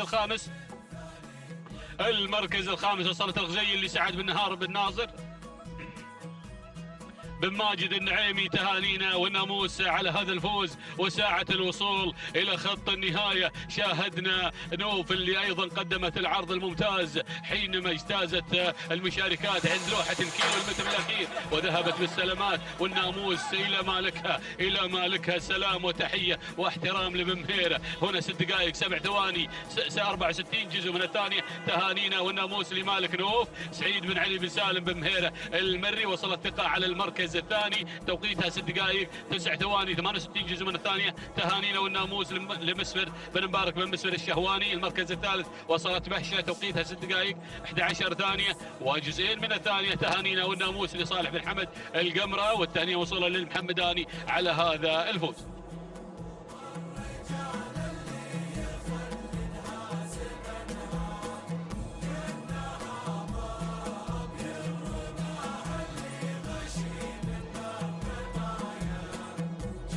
بسم الله الرحمن الرحيم. مشاهدينا ومتابعينا الكرام، اسعد الله صباحكم بكل خير وبركة. نتابع من خلال هذه التحديات الكبيرة في انطلاقات هذا السباق المحلي الخامس ضمن المرحلة الأولى الخاصة لسن الصغار، سن الحقائق. انطلق في هذا اليوم في هذا الصباح الجميل. نتابع مشاهدينا الأعزاء الشوط الثالث عشر، وهو شوط خاص للابكار الحقائق، اخر اشواط الانتاج. نتابع الصمود على اول المراكز هنا على المركز الاول السيد صالح بن حمد القمرة المري السندباد القطري يتواجد على المركز الاول، بينما النقل مباشرة الى المركز الثاني يا مخرجنا العزيز. نتابع المركز الثاني الوصول في هذه اللحظات والتقدم من قبل هذا الشعار المميز. هنا أفراح بشعار سالم بن علي بن دخيل المري يحتل المركز الثاني، بينما المركز الثالث النقلة مباشرة إلى ثالث المراكز. نتابع الزبارة هنا تتواجد وتنطلق مشاهدينا الأعزاء.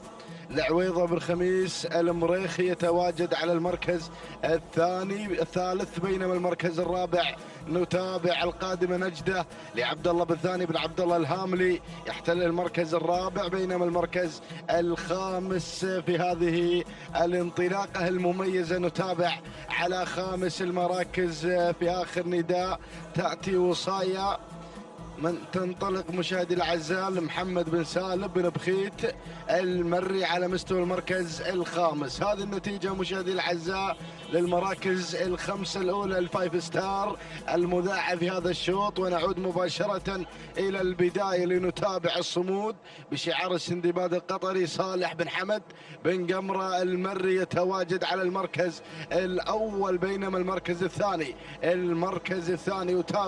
أتابع في هذه الانطلاقة أفراح سالم بن علي بن دخيل المري يتواجد مع أفراح في المركز الثاني، بينما المركز الثالث نجد في هذه الانطلاقة المميزة وتواجد شعار عويضة بن خميس بن عويضة المريخي مع الزبارة على المركز الثالث، بينما المركز الرابع نتابع القادمة بكل قوة نهابة لمنصور بن محمد بن منصور الخيارين يتواجد في المركز الرابع، بينما المركز الخامس نجد في هذه اللحظات الوصول والتحدي من الشعارات القادمة، ووصلت الأسماء مشاهدي الأعزاء من خلال هذا التجمع وهذا الانطلاق الكبير والرائع. نتابع على مستوى المركز الخامس ماركة لعلي بن حمد بن عريج المري يحتل المركز الخامس. هذه النتيجة مشاهدي الأعزاء للمراكز الخمس الأولى، ونترقب دخول جديد على المراكز المتقدمة كيلو ونصف كيلو عن الفوز. ونعود مباشرة مع الصمود صامدة حتى هذه اللحظات بشعار السندباد القطري. صالح بن حمد القمرة يتواجد على المركز الأول بتواجد الصمود على البداية، بينما المركز الثاني وصلت في هذه اللحظات أفراح سالم بن علي بن تخيل المري يحتل المركز الثاني، والقادمة على 3 المراكز من غيرت واحتلت المركز الثاني في هذه اللحظة الزبارة عويضة بن خميس بن عويضة المريخي. ومن الجانب الآخر نتابع القدوم القوي، نتابع ماركة علي بن حمد بن عريج المري يحتل المركز الثالث، بينما المركز الخامس أرى شعار بن قطامي مع ريحانة سعيد بن سالم بن محمد الفيدة المري على مستوى المركز الخامس. هذه النتيجة مع دخولنا لأجواء الكيلو المتر الأخير. يا سلام الله يا هذا التحدي. أتابع الصمود صامدة حتى هذه اللحظة بشعار السندباد القطري. صالح بن حمد القمرة يتواجد على المركز الأول في آخر أشواط الإنتاج والمنتجين. الصمود على البداية، ولكن القادمة في هذه اللحظات أتابع مذهلة تصل بشعار هجن السيلية القادمة مع 3 المراكز. هذه مذهلة مشاهدين الأعزاء، وشعار بن قطامي مع ريحانة سعيد بن سالم بن محمد الفيدة المري على المركز الثالث. المعركة ثلاثية حتى هذه اللحظة ما بين شعار القمرة وشعار أيضا العيدة، وهنا أيضا شعار بن قطامي ينضم في هذا التحدي الكبير في الأمتار الأخيرة. ولكن الصمود مع البداية، الصمود تصمد في الأمتار الأخيرة، تحمل الرقم 1 وهي في المركز الأول. يتواجد الشعار السندباد صالح بن حمد القمرة، ولكن شعار هجن السلية من الجانب الآخر يشكل الخطر في اللحظات الأخيرة. ولكن الصمود صامدة حتى هذه اللحظة. سلام يا السندباد، سلام يا السندباد القطري. صالح بن حمد القمرة على فوز الصمود بالمركز الأول، تحمل الرقم 1 وفازت بالمركز الأول. تهانينا والناموس. المركز الثاني مذهلة لهجن السيلية. المركز الثالث جاءت فيه ريحانة لسعيد بن سالم بن محمد الفيدة المري. المركز الرابع وصلت فيه مشاهدينا الكرام شقة لعبيد بن سالم بن عبد الله بن حمد المري. المركز الخامس وصلت فيه مشاهدينا الكرام الفايزة لراشد بن محمد بن سعيد الخياري. إذا مشاهدينا الأعزاء تهانينا وناموس لمالك الصمود على هذا الفوز والإنجاز. هذه الصمود قامت الشوط راس وانهت الشوط راس. تهانينا والناموس للسندباد القطري صالح بن حمد القمرة. التوقيت الزمني 6 دقائق 10 ثواني 90 جزء من الثانية هو توقيت الصمود. تهانينا والناموس. بينما المركز الثاني أتت فيه مشاهدينا الأعزاء مذهلة لهجن السيلية شعر اللورد 6 دقائق 11 ثانية 18 جزء من الثانية. تهانينا والناموس. بينما المركز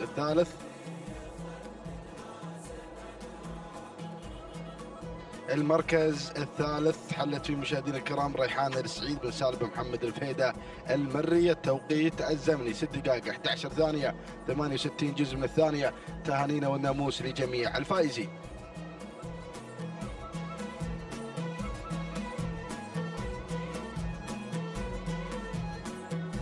إذا مشاهدي الأعزاء تواصل مستمر في انطلاقات هذا الصباح الخاصة لتحديات سن الحقائق ضمن تحديات السباق المحلي الخامس والشوط الرئيسي المفتوح.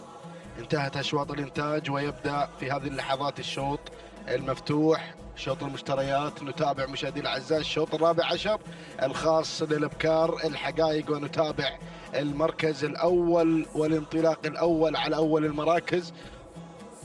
نتابع مشاهدينا الكرام المنطلقة على المركز الأول.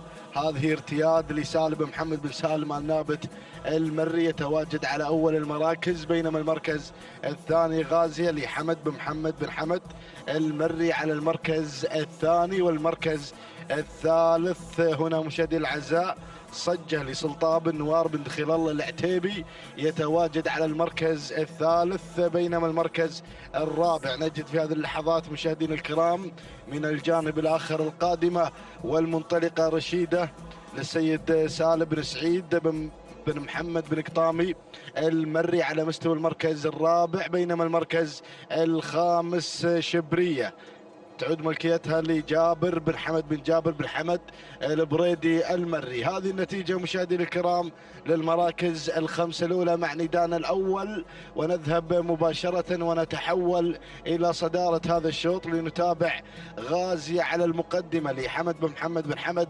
المري على مقدمة هذا الشوط، يندفع مع غازية من تريد أن تغزي ناموس هذا الشوط.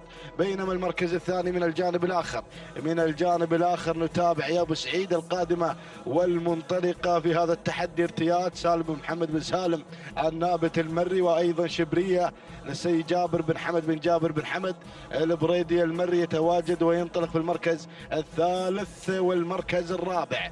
المركز الرابع اللي تسللت مباشرة إلى المركز الثاني شعار بن قطامي مع رشيدة سالم بن سعيد بن محمد بن قطامي المري. بينما المركز الخامس نجد في هذه اللحظات وفي هذه الانطلاقة الكبيرة والرائعة من قبل الشعارات القادمة هنا مشاهدينا الأعزاء شعار صالح بن حمد بن مبارك بن هاملة المري مع مواري على مستوى المركز الخامس. هذه النتيجة مشاهدينا الكرام للمراكز الخمس الأولى، ونذهب مباشرة إلى البداية لنتابع غازية بشعار حمد بن محمد بن حمد المري على مقدمة هذا الشوط، ينطلق ويندفع مع غازية على البداية.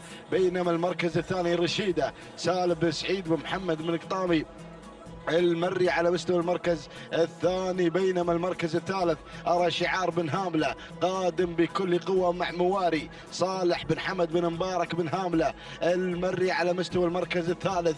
المركز الرابع نتابع القادمة مشاهدينا الكرام صنف تصل في هذه اللحظات لسعيد بن بطي بن محمد الحسن المري شعار الزعبي يتواجد على المركز الرابع. بينما المركز الخامس نتأخر يا أبو سعيد لنتابع المركز الخامس وصلت في هذه اللحظات وانطلقت فيه مشاهدينا الكرام هذه شبرية لجابر بن حمد بن جابر بن حمد البريدي على مستوى المركز الخامس. هذه النتيجة ولنا عودة إلى البداية إلى غازية مشاهدين الأعزاء انطلقت بالمقدمة غازية بشعار حمد بن محمد بن حمد المري يقدم غازية مع الانطلاق الكبير مع هذا الحضور المميز. يا سلام يا سلام يا غازية في أول الأشواط المفتوحة تنطلق غازية مشاهدي الأعزاء في الكيلو المتر الأخير، ولكن شبرية وكذلك القادمة مواري صالح بن حمد بن مبارك بن هاملة المري على مستوى المركز الثاني، والقادم أحلى وصلت في هذه اللحظات مشاهدينا الأعزاء سرابة جابر بن هادي بن سالم العذبة المري على المركز الثالث. ولكن البداية مع غازية غزت غازية بناموس هذا الشوط حمد بن محمد بن حمد المري، ولكن القادم مواري مع بن هاملة صالح بن حمد بن مبارك بن هاملة المري وشعار بن قريع يصل بالأمتار الأخيرة باللحظات الكبيرة. هذا هو شعار بن قريع مع استشارة سلالة المستشار تتواجد مشاهدي الأعزاء مع المركز الثالث محمد بن علي بن حمد بن قريع المري هنا يقدم استشارة بالمركز الثاني. ولكن الصدارة البداية مع غازية مع الناموس حمد بن محمد بن حمد المري يقدم غازية في المركز الأول في الأمتار الأخيرة. هذه غازية مشاهدي الأعزاء تحقق الإنجاز تهدي ناموس هذا الشوط لحمد بن محمد بن حمد المري. تهانينا والناموس على فوز غازية بالمركز الأول. المركز الثاني يتحطم التوقيت مشاهدي الأعزاء تحت أقدام غازية. تهانينا والناموس لحمد بن محمد بن حمد المري على هذا الفوز. المركز الثاني استشارة لمحمد بن علي بن حمد بن قريع المري. المركز الثالث جاءت في مشاهدينا الكرام مواري لصالح بن حمد بن مبارك بن هاملة المري. المركز الرابع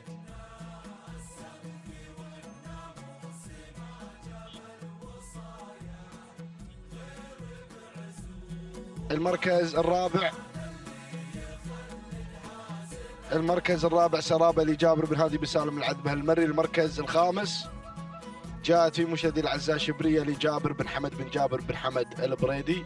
إذا مشاهدي الأعزاء تهانينا وناموس لمالك غازية من غزت بناموس هذا الشوط والتوقيت الأفضل في صباح هذا اليوم. هذه غازية مشاهدي الأعزاء التوقيت الزمني 6 دقائق و2 و89 جزء من الثانية. تهانينا والناموس لحمد بن محمد بن حمد المري على هذا الفوز. بينما المركز الثاني أتى شعار بن قريع يقدم استشارة محمد بن علي بن حمد بن قريع المري. 6 دقائق 3 ثواني 89 جزء من الثانية. تهانينا والناموس. بينما المركز الثالث حلت فيه مشاهدينا الكرام ومتابعينا الافاضل مواري لصالح بن حمد بن مبارك بن هامله المري. التوقيت الزمني 6 دقائق 6 ثواني و76 جزء من الثانية. تهانينا والناموس لجميع الفائزين.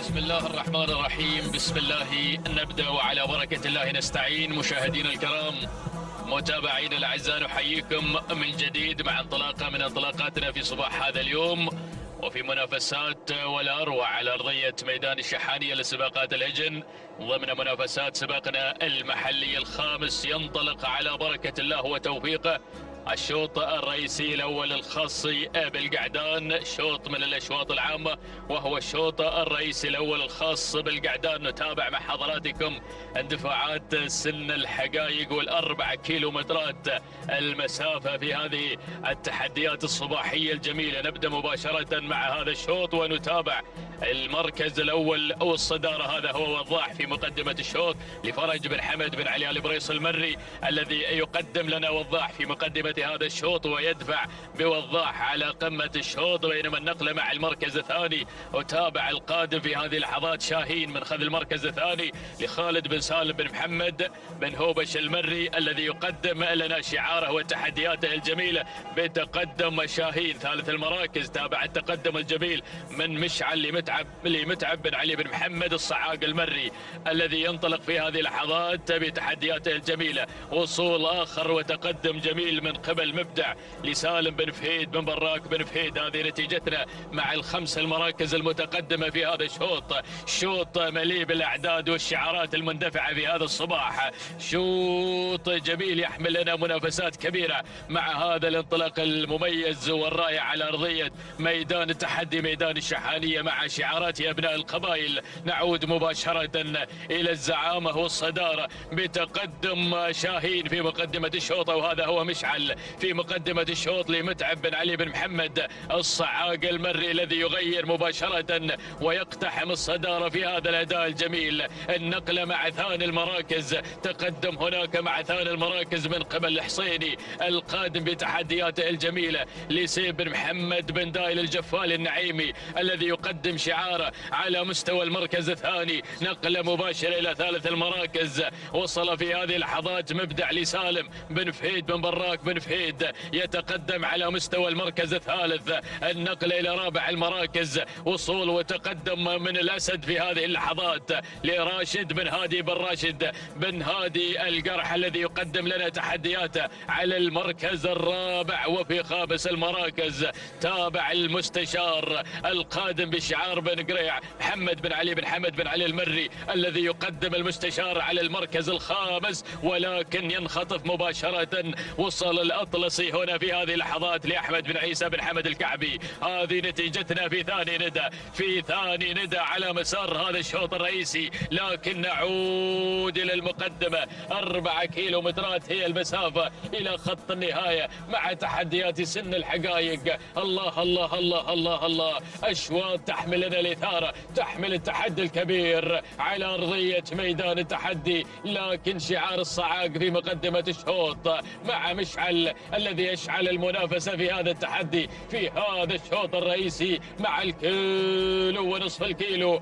مشعل من يقود الأسماء يتقدم مع الصدارة متعب بن علي بن محمد الصعاق المري الذي يقدم شعاره في مقدمة الشوط مع مشعل في الصدارة. بينما على ثاني المراكز أيضا التحدي الجميل نتابعه من خلال تواجد الحصيني على المركز الثاني لسيب بن محمد بن دايل الجفال النعيمي مع الحصيني الثاني على المركز الثاني. وفي ثالث المراكز تابع التقدم في هذه اللحظات من الأطلسي ذعناه في المركز الخامس. يأتي في هذه اللحظات إلى ثالث المراكز أحمد بن عيسى بن حمد بن محمد الكعبي الذي بدأ يتحدى هنا مع الأطلسي في المركز الثالث. ورابع المراكز المستشار قادم الله يسلم محمد بن علي بن حمد المري الذي يطير هناك مع المستشار. وفي رابع المراكز وصول وتقدم جميل من النادر يصل في هذه اللحظات في أول إذاعة مبارك بن سعيد بن عبد الله بن برغش العسكري. هذه النتيجة الأجواء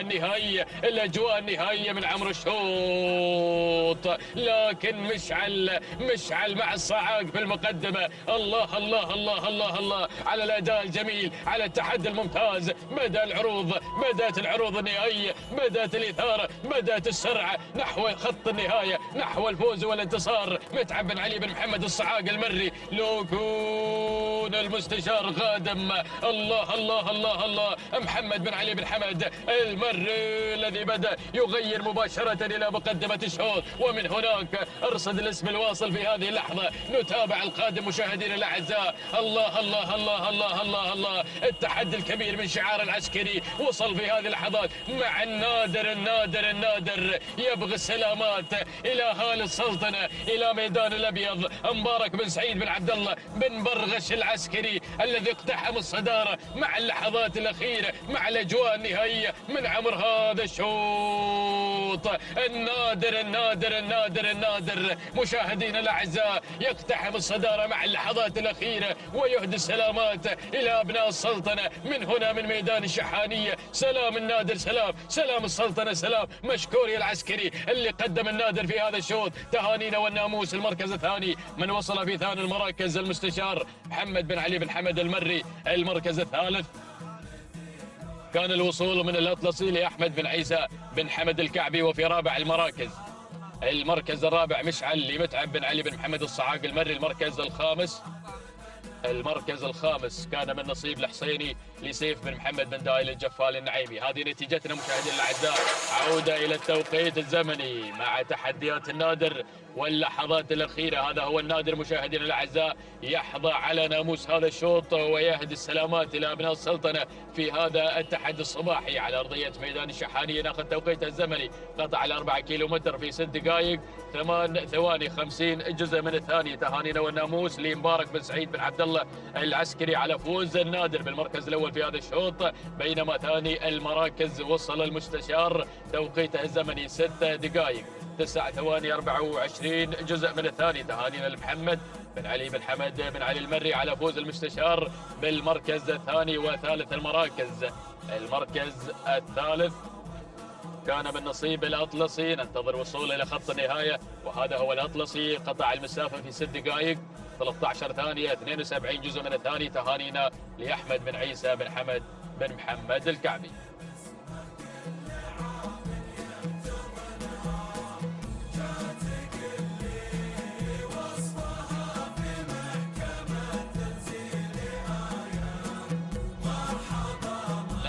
متواصلين معكم مشاهدينا الاعزاء ومتابعين، واصفين لكم ما يدور من منافسات وتحديات كبيره على ارضيه ميدان التحدي ميدان الشحانيه لسباقات الهجن. ينطلق على بركه الله وتوفيقه شوطنا السادس عشر من اشواطنا في هذه الفتره الصباحية وفي تحديات سن الحقائق. 4 كيلومترات هي المسافة المحددة لسن الحقائق. شوطنا السادس عشر يسير بتحديات الابكار ويحمل لنا جديد المنافسة على أرضية الميدان. نبدأ مباشرة مع مقدمة الشوط لنتابع المركز الأول والصدارة. هذه ملبية في مقدمة الشوط محمد بن علي بن حمد المري الذي بدأ يسير مع ملبية في مقدمة هذا الشوط في تحدياتها الجميلة والرائعة. بينما النقلة مع ثاني المراكز الظبي تصل في هذه اللحظات بنجومية هذا الشعار جار الله بن جابر بن حمد بن حسين البريدي الذي يقدم ظبي، ولكن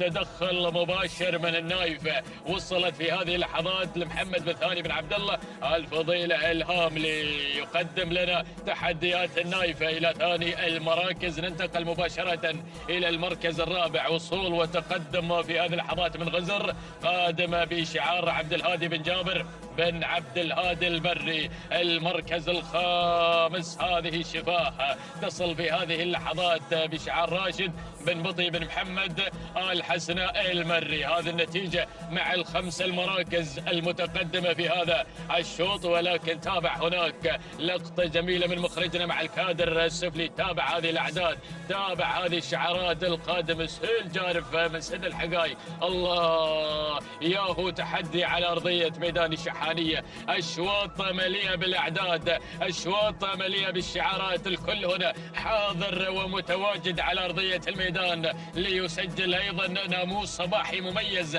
مع هذه الأشواط الجميلة، مع هذه التحديات الرائعة والمميزة. نعود مباشرة إلى مقدمة الشوط مع ملبية في مقدمة الشوط، لا زالت تلبي الندى هنا في المقدمة وفي الصدارة، تحمل أيضا لشعار محمد بن علي بن حمد المري الذي تتقدم في هذا الشوط بتحدياتها الجميلة والواضحة. بينما في ثاني المراكز تابع الوصول في هذه اللحظات، التقدم أيضا من قناع، تصل في هذه اللحظات في أول إذاعة لعبد الله بن معيض بن مدغم بن زايد الأحبابي. قادم الأحبابي مع قناعة على المركز الثاني، ولكن البريدي بدأ يتحرك مع الظبي في هذه اللحظات. جار الله بن جابر بن حمد بن حسين البريدي المركز الثالث، تحمل الرقم 57. هذه جميلة جميلة تصل في هذه اللحظة لصالح بن محمد بن علي أبو ليلى المري، قادم على المركز الرابع. المركز الخامس تابع في هذه اللحظات الوصول مشاهدينا الأعزاء مع خامس المراكز. تقدم في هذه اللحظة، وصلتنا شواهين لجابر بن سالم بن سعيد الجربوع المري الذي يتقدم مع شواهين في أول إذاعة مع المركز الخامس. هذه النتيجة نعلن الكيلومتر الأخير، بوابة الانطلاق إلى الناموس والانتصار. البريدي يغير مع الظبي مع مقدمة الشوط في هذه اللحظات. جار الله بن جابر بن حمد بن حسين البريدي الذي يقدم الظبي في المركز الأول في الصدارة. هذه الظبي مشاهدينا الأعزاء، ولكن الله جميلة جميلة جميلة. آخر الأسماء اللي دونت في كشف البيانات، ولكنها هنا جميلة في أداء الجميل، منطلقة بالمركز الأول، حاضر حضور الكبار لصالح بن محمد بن علي أبو ليلى المري. هذه جميلة مشاهدينا الأعزاء. أيضا مشاهدينا الكرام على المركز الأول والصدارة، لكن الخطر قادم. تابع تابع تابع شواهين لجابر بن سالم بن سعيد الجربوع المري. الله الله الله الله الله، التحدي هناك مع شعار بن مهيرة القادم في هذه اللحظات بتحدياته الكبيرة. بدأ يقدم شواهين، تغير إلى الصدارة، تغير مع الناموس. الله يا بن مهيرة، هنا نتابعها في هذا الأداء الجميل، الصراع ما بين الثنتين، ما بين شواهين، ما بين جميلة وشواهين في صراع ثنائي على ناموس هذا الشوط. ولكن شواهين ولا جميلة ولا شواهين. اللحظات الأخيرة، خط النهاية هو الفيصل ما بين الاسمين، ولكن شواهين مع بن مهيرة. تهانينا لجابر بن سالم بن سعيد الجربوع المري على فوز شواهين بالمركز الأول في هذا الشوط. المركز الثاني من وصلت جميلة لصالح بن محمد بن علي أبو ليلى المري. المركز الثالث كان بالنصيب الظبي لجار الله بن جابر بن حمد بن حسين البريد. المركز الرابع كان الوصول من تم لحزام بن راشد بن محسن بن راشد بن الديله. المركز الخامس كان من نصيب دهشه لشافي بن محمد بن شافي بن سالم آل شافي. هذه نتيجتنا مشاهدينا الاعزاء.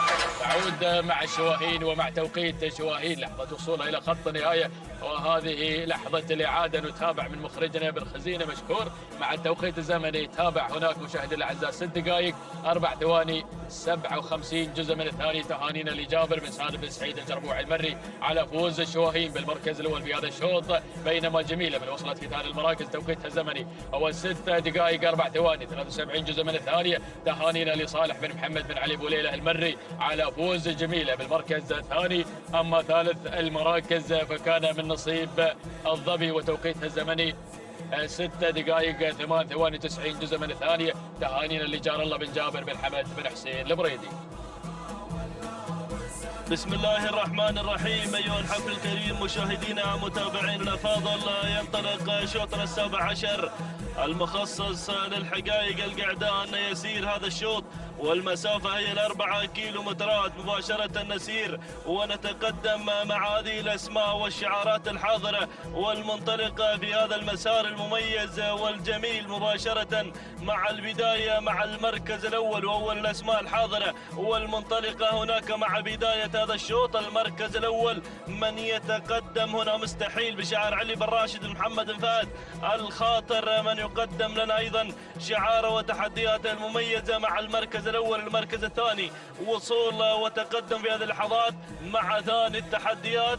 من يتقدم هنا أيضا الساعي راشد بن شفيع بن راشد الفهيدي المري. والمركز الثالث وصول وتقدم في هذه اللحظات مشاهدينا الكرام من قبل اللي واصل في هذا المسار المميز يصل مبلش سالم بن راشد بن زيد آل بحيح المري. والمركز الرابع وصول وتقدم في هذه اللحظات من قبل منذر عبد الهادي بن جابر بن عبد الهادي بن حذقين المري، من يصل بتحدياته المميزة والجميلة. وخامس المراكز وصول من عاجل عبد الله بن زيد بن راشد آل بحيح المري. هكذا هي الأسماء الخمسة الأولى الحاضرة في هذا المسار المميز والجميل. ولكن عودة مع البداية، نعود مع المركز الأول مع مستحيل علي بن راشد بن محمد بن فهد الخاطر، من يقدم لنا تحديات أيضا مستحيل مع المركز الأول وصدارة هذا الشوط. بينما المركز الثاني يتقدم هنا أيضا في هذا الانطلاق الساعي راشد بن شفيع بن راشد الفهيدي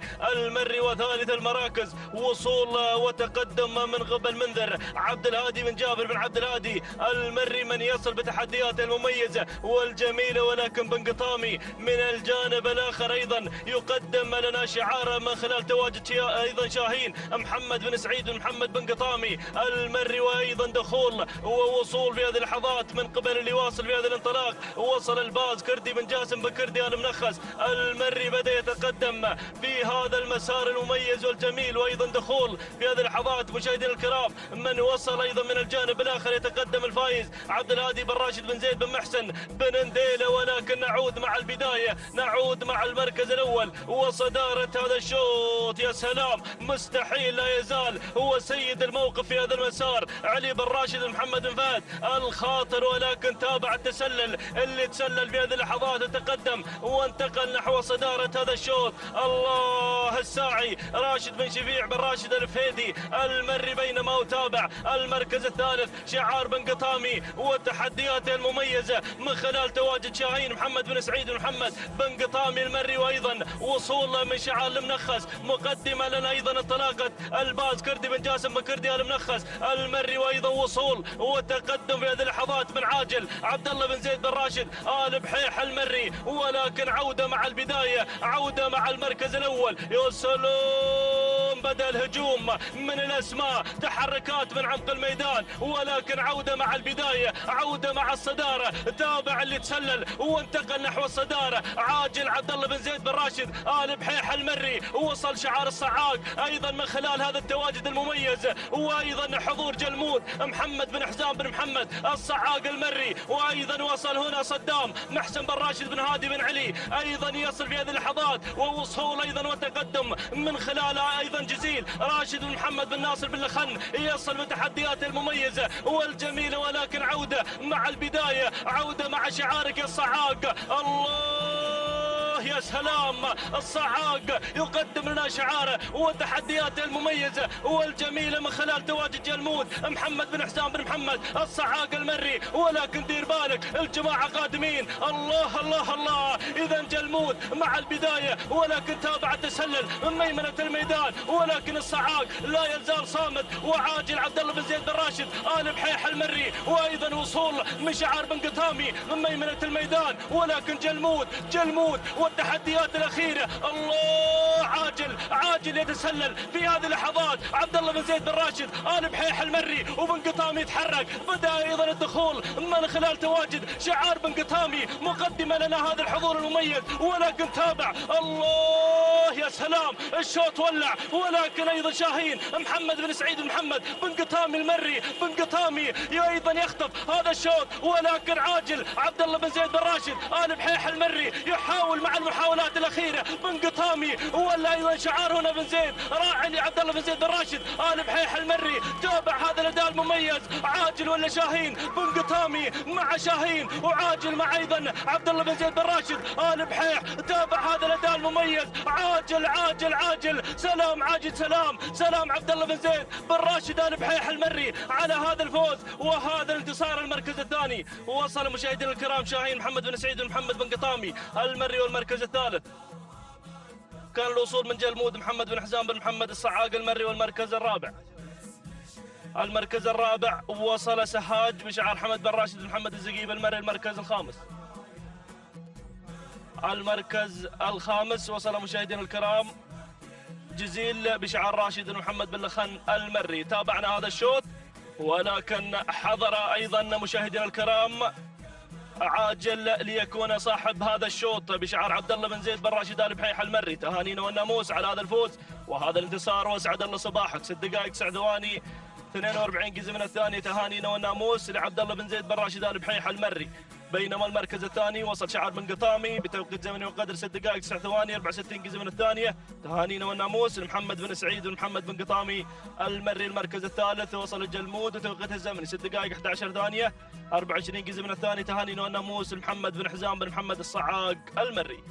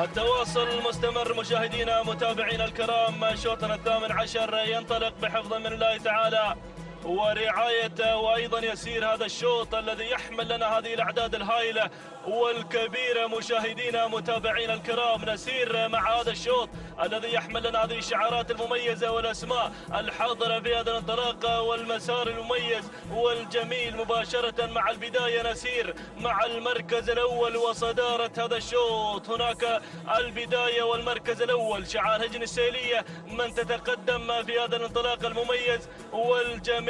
ولكن مشاهدينا الكرام تابع أيضا الصدارة والمركز الأول من خلال تواجد شعار هجن السيلية اللي رقمها مشاهدينا الكرام عجايب ايضا ما تتقدم في هذا المسار. بينما تابع المركز الثاني وصول من هقوة محمد بن علي بن حمد بن هوبش المري مع ثاني تحديات. المركز الثالث وصول وتقدم من مثل عبد الرحمن بن محمد بن علي الجربوعي المري. والمركز الرابع وصول من شعار ايضا بن دلموك من يتقدم، ولكن ميمنة الميدان مشاهدينا الكرام الوصول والتقدم في هذه اللحظات من قبل اللي واصل محمد بن خالد بن عبد الله العطية. ولكن تابع التسلل من قبل صوغة عبد الله بن ثاني بن عبد الله الفضيلة الهاملي. ولكن تابع ايضا الوصول ميمنة الميدان من تتقدم في هذا المسار ايضا مثل عبد الرحمن بن محمد بن علي الجربوعي المري. ولكن عودة مع البداية، نعود مع الصدارة مع المركز الاول هجن السيلية وايضا تحدياتها المميزة والجميلة من خلال تواجد عجايب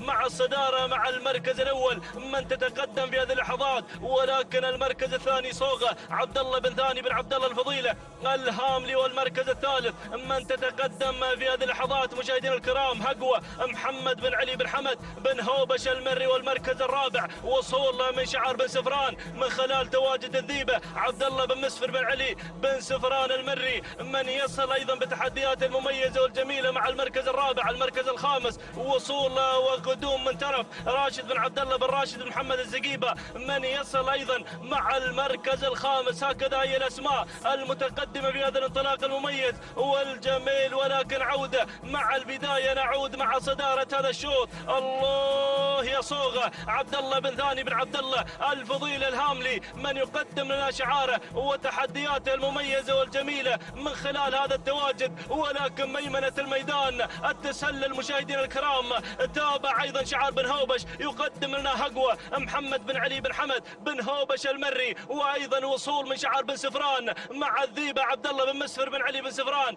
المري من يصل. وايضا شعار الزقيبه يتقدم من خلال تواجد ايضا شعاره المميز الشطرنجي هناك من ايضا ميمنه الميدان تتقدم ترف راشد بن عبد الله بن راشد بن محمد الزقيبه المري. ولكن وصول ايضا وتقدم مشاهدينا الكرام من قبل اللي واصل في هذا المسار، وصلت سرابه ناصر بن محمد بن راشد بن محمد الدوسري يصل ايضا في هذا المسار المميز والجميل. ولكن نعود مع البدايه، نعود مع بن هوبش يقدم لنا هقوه بتحدياتها المميزه والجميله. يا سلام يا سلام يا سلام. اذا مشاهدينا الكرام هقوه محمد بن علي بن حمد بن هوبش المري يقدم لنا شعاره، ولكن الزقيبه يتسلل من خلال تواجد ترف راشد بن عبد الله بن راشد بن محمد الزقيبه يتقدم هناك مع البدايه مع المركز الاول. يا سلام الله. اذا مشاهدينا الكرام ترف هنا مع البدايه، ترف مع المركز الاول راشد بن عبد الله بن راشد بن محمد الزقيبه مع صداره هذا الشوط،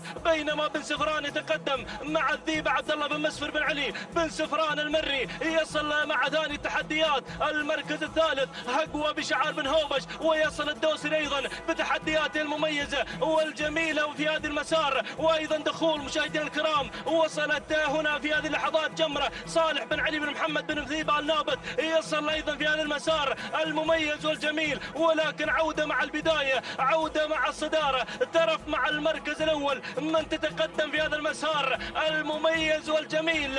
ترف مشاهدينا الكرام مع البدايه راشد بن عبد الله بن راشد بن محمد الزقيبه، ولكن بن سفران مع ثاني التحديات من خلال تواجد الذيبه عبد الله بن مسفر بن علي بن سفران. ولكن الله شوف اللي وصل الشراب مع ناهيه راشد بن محمد بن علي الشيبه المري يصل في هذا المسار. وايضا وصلت هنا مشاهدينا الكرام مثل عبد الرحمن بن محمد بن علي الجربوعي المري من يتقدم في هذا الانطلاق. ولكن نعود مع البدايه، نعود مع المركز الاول، ترف مع الصداره، تتقدم في هذا المسار المميز راشد بن عبد الله بن راشد بن محمد الزقيبه. ولكن الشراب يتسلل ايضا مع ناهيه راشد بن محمد بن علي الشيبه المري ينتقل مباشره نحو صداره هذا الشوط. ولكن الله شوف اللي وصلت شخصيه حامد بن علي بن مايقه الاحبابي يصل في اول نداء لهذا الاسم. وايضا وصول من الظبي عبد الرحمن بن سالم بن صالح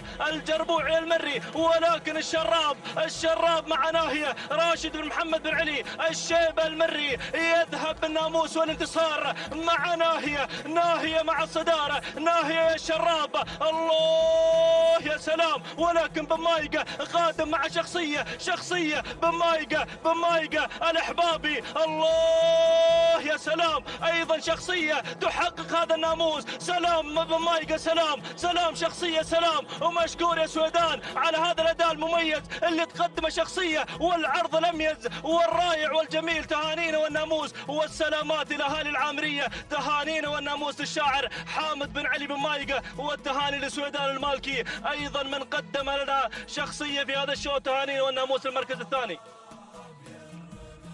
الثاني وصلت ناهيه راشد محمد بن علي الشيبه المري. المركز الثالث وصلت ترف راشد بن عبد الله بن راشد محمد الزقيبه. المركز الرابع وصلت مشاهدينا الكرام موازين عبد الله بن محسن بن علي بن طيباب بن نديله. المركز الخامس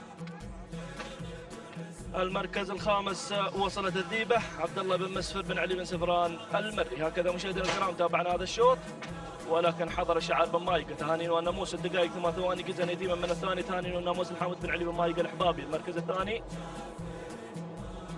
وصل شعار الشراب من خلال تواجد ناهية 6 دقائق 9 ثواني 21 جزء من الثانية. تهانينا والناموس لراشد محمد بن علي الشيبة المري المركز الثالث. وصلت مع المركز الثالث طرف توقيت الزمني 6 دقائق 9 ثواني 47 جزء من الثانية. تهانينا والناموس لراشد بن عبد الله بن راشد محمد الزقيبة المري. بسم الله الرحمن الرحيم. أيها الحفل الكريم مشاهدينا مستمعينا الأفاضل، أجدد لكم التحية مرة أخرى. أرحب بكم أجمل ترحيب بانطلاقات وتحديات أشواط الأصالة والتراث. انطلاقة الشوط 19 لفئة الحقائق القعدان ينطلق من مسافة 4 كيلومترات حامل بطياته هذه الشعارات والأسماء الكبيرة المتواجدة في هذا التحدي وبهذا الانطلاق المميز ضمن فعاليات المحلي الخامس بيومه الثاني. نتواصل مع هذه الأعداد الهائلة التي تشارك على أرضية ميدان التحدي ميدان الشحانية. نبدأ مع البداية ومع المراكز الأولى. يتواجد جزيل لعبد الله بن حسام بن راشد الزعبي منطلق مع البداية ومع صدارة هذا الشوط، بينما المركز الثاني وتابع القادم والمشارك في هذا التحدي يتواجد عون لعلي بن حسين بن علي الجربوع المري يتواجد مع عون على المركز الثاني. بينما من تسلل إلى المركز الثاني الخليج لمحمد بن عبد الله الهاملي يتواجد مشاركا بتحدياته وباندفاعات الخليج الذي يحتل المركز الثاني. بينما المركز الثالث وتابع الاسم القادم والمشارك في هذا التحدي يتواجد شاهين جابر بن سام بن سعيد الجربوع المري هنا بن مهيرة يتواجد باندفاعات وتحديات وانطلاقة شاهين. بينما المركز الرابع القادم هنا الوعب لهادي بن سالم بن محمد آل فهيده المري يشارك بن قطامي في منافسات وتحديات هذا الشوط. بينما المركز الخامس يتواجد عون لعلي بن حسين بن علي الجربوع المري. هذه النتيجة مشاهدينا مستمعينا الافاضل للخمس المراكز الاولى المنطلقه في موقع التحدي والمنافسه مع هذه التحديات الجميله التي نشاهدها على ارضيه ميدان التحدي ميدان الشحانيه في هذا العالم الساحر، ومع هذه الشعارات الجميله التي تزين ارضيه ميدان التحدي. نتابع الاعداد الهائله، نتابع هذه النوعيات الفريده التي تنطلق وتشارك في هذا التحدي في هذا الانطلاق الجميل. نعود مباشرة مع البداية، نعود مع الصدارة. الزعبي ما زال قائدا، ما زال متربعا على عرش الصدارة. جزيل عبد الله بن حسام بن راشد الزعبي يتواجد في مقدمة هذا الشوط مسيطر على زمام الأمور. بينما المركز الثاني هنا الهاملي قادم مع الخليج محمد بن ذايب عبد الله الهاملي مشاركا. بينما هنا بن قطامي يصل إلى موقع التحدي والمنافسة بقدوم وبتحديات الوعب لهادي بن سالم بن محمد آل فهيده المري. بينما بن مهيرة يتسلل إلى المركز الثاني بتواجد شاهين جابر بن سالم بن سعيد الجربوع المري متواجدا في هذا التحدي على المركز الثاني. المركز الثالث بن قطامي. المركز الرابع وصل مسرف لسالم بن فهيد بن براك بن فهيد المري. هنا يتواجد الزبداني مشاركا في هذا التحدي على المركز الرابع. المركز الخامس عون ما زال متواجد في موقع التحدي والمنافسة بقيادة علي بن حسين بن علي الجربوع المري. هذه النتيجة للخمس المراكز الأولى، للخمس الأسماء الكبيرة المتواجدة في موقع التحدي والمنافسة في معركة هذا الشوط الحاصلة والمتواجدة مع هذا الانطلاق المميز. نتابع الشعارات، نتابع الأسماء، نتابع النوعيات الفريدة التي تشارك في هذا العالم الساحر. كيلومتر أخير يفصلنا عن الناموس وعن الانتصار يا الزعبي. جزيل ما زال مع البداية، جزيل ما زال منطلق في صدارة هذا الشوط بقيادة عبد الله بن حسام بن راشد الزعبي في القيادة والريادة. ولكن الله الله الله الله، اسم جديد هنا بدأ يتدخل. براق لحمد بن علي بن محمد. الفهيد المري وصل بأول نداء مباشرة إلى موقع التحدي والمنافسة. براق الفهيد يتسلل إلى الصدارة بتحديات. براق لحمد بن علي بن محمد. الفهيد المري جزيل الزعبي على المركز الثاني. المركز الثالث يتواجد الذيب سعود بن سلطان بن مبارك بن سند الهاجري. بأول نداء وصل مباشرة إلى موقع التحدي والمنافسة الذيب مع بن سند، ولكن نعود مع براق واللحظات الأخيرة بدون أوامر وبدون تحريكات يقترب من الإنجاز، يقترب من الانتصار. حمد بن علي بن محمد الفهيد المري حاصل على نقطة في السباق الماضي، يتواجد مشاركا في هذا الانطلاق، في هذا التحدي الكبير، في هذه المعركة الطاحنة من أجل الناموس ومن أجل الانتصار. بن سند غادم سعود بن سلطان بن سند المسافري مع الذيب على المركز الثاني، ولكن براق والذيب اللحظات الأخيرة. الذيب وبراق، الذيب الفهيدي، ذيب بن سند وبراق الفهيدة. براق الفهيدة يحقق هذا الانتصار. تهاني والناموس لحمد بن علي بن محمد الفهيدي المري على فوز براق وتحقيقا للإنجاز للمركز الثاني. الذيب سعود بن سلطان بن مبارك بن سند الهاجري المركز الثالث. المركز الثالث وصل الهيب لحمود بن عبد الله بن شامس المحاربي. المركز الرابع جزيل عبد الله بن حزام الزعبي. المركز الخامس مكلف لشنار بن محمد الهاجري. هذه منافسات وتحديات هذا الشوط مشاهدينا مستمعينا الافاضل. فكان براق حاضرا متوجا بناموس هذا الشوط حاصلا عن النقطة الثانية برصيده 6 دقائق 8 ثواني 70 جزء من الثانية. تهانينا والناموس لحمد بن علي بن محمد الفهيدي المري على فوز براق في المركز الأول. المركز الثاني جاء الذيب 6 دقائق 9 ثواني 84 جزء من الثانية. تهاني الناموس لسعود بن سلطان بن سند الهاجري على فوز الذيب في المركز الثاني. المركز الثالث لهيب 6 دقائق 10 ثواني 18 جزء من الثانية. تهاني الناموس لحمود بن عبد الله بن شامس المحاربي على فوز لهيب في المركز الثالث. مشاهدينا الكرام التواصل مستمر مع أشواط الأصالة والتراث وتحديات ومعركة هذا الصباح مع سن الحقائق، سن المفاجآت، مع هذه الشعارات الكبيرة المتواجدة في موقع التحدي والمنافسة المشاركة بانطلاقات هذا الشوط. شوطنا العشرين ينطلق مع تحديات الحقائق البكار مع ال4 كيلومترات الرحلة المتواصلة مع هذه الشعارات الجميلة التي تنطلق باحثة عن الناموس وعن الانتصار. تمنياتنا لجميع الأخوة بالتوفيق والنجاح والمزيد من التقدم. نتابع البداية، نتابع التحدي في منافسات هذا الشوط. أول المراكز مع بن سفران يتقدم، ينطلق مع الصدارة مباشرة في موقع التحدي والمنافسة. الصدارة مباشرة بانطلاقات وتحديات ومشاركة شعار بن سفران مع بطرة عبد الله بن مسفر. بن سفران المري يتواجد مشاركة مع بطرة على المركز الأول، بينما المركز الثاني نتابع الحسينية علي بن طحون بن جابر. بن جبران المري هنا بن مهيرة يتقدم مشاركا في تحديات وانطلاقة الحسينية على المركز الأول. المركز الثاني بن سفران يتقدم مع بطرة عبد الله بن مسفر. بن سفران المري ننتقل مباشرة مع صاحبة المركز الثالث تتواجد بهذه المشاركة الفائزة لخميس بن محمد بن خميس المريخي، أو هنا المشاركة والتحديات مع مياسة حامد بن علي بن مايقة الإحبابي يتواجد مع مياسة على المركز الثاني. المركز الرابع شعار الإمبراطور يتقدم مشاركا مع هنا تحديات غناء البخيت بن علي بن حمد المري يتواجد في انطلاقة وتحديات غناء على المركز الرابع. المركز الخامس مشاهدينا الكرام نتابع هنا تحديات قرة لراشد بن محمد بن علي الشيبة يتواجد مشاركا في هذا التحدي.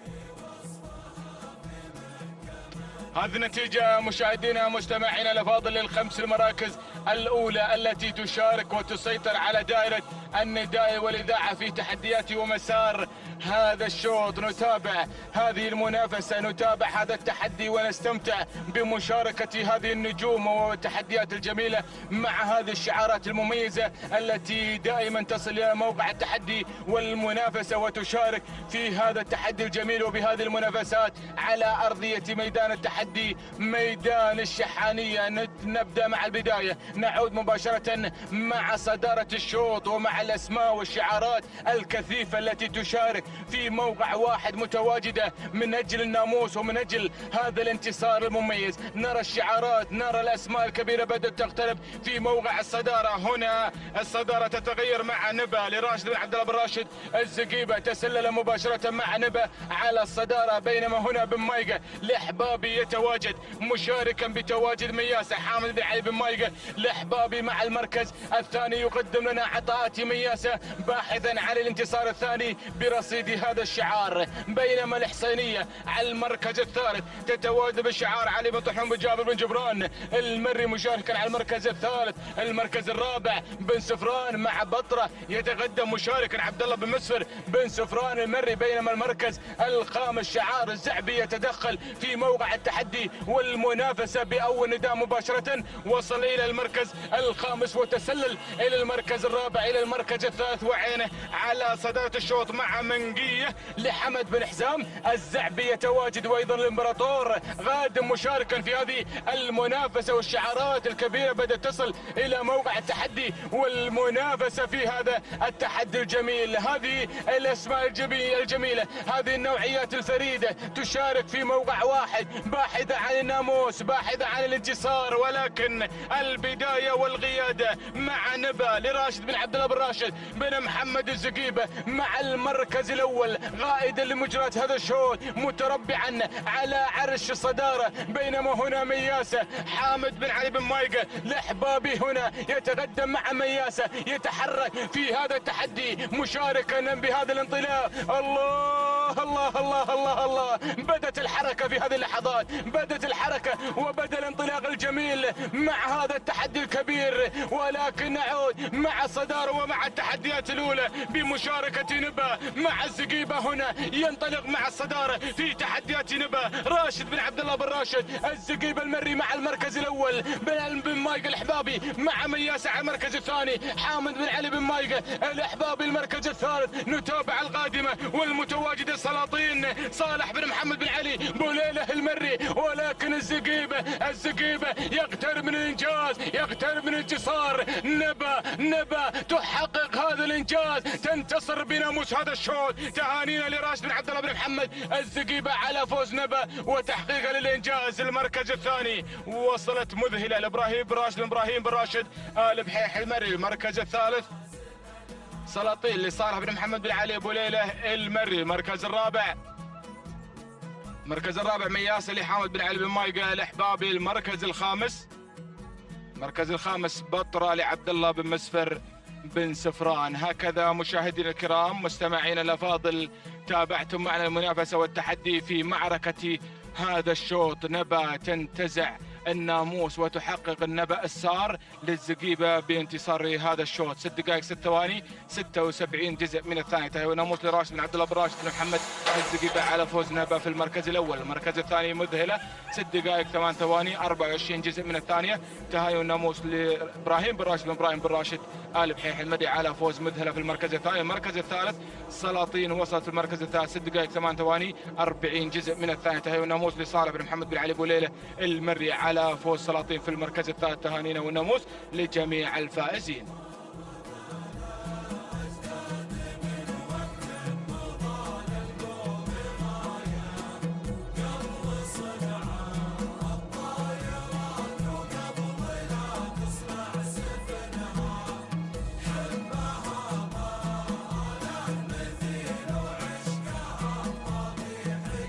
التواصل مستمر مشاهدينا ومتابعينا الكرام. تتواصل التحديات والإثارة من هنا من أرضية ميدان الشحانية ميدان التحدي.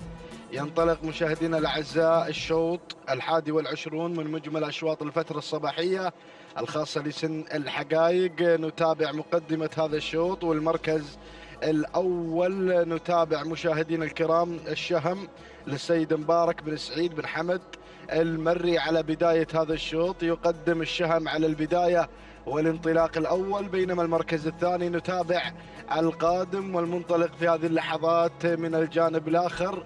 نتابع يا مخرجنا العزيز على مستوى المركز الثاني القادم رعد لسالم بن فرج بن مسعود المري على مستوى المركز الثاني مع رعد، بينما المركز الثالث شعار البريدي يتواجد وينطلق من الجانب الآخر.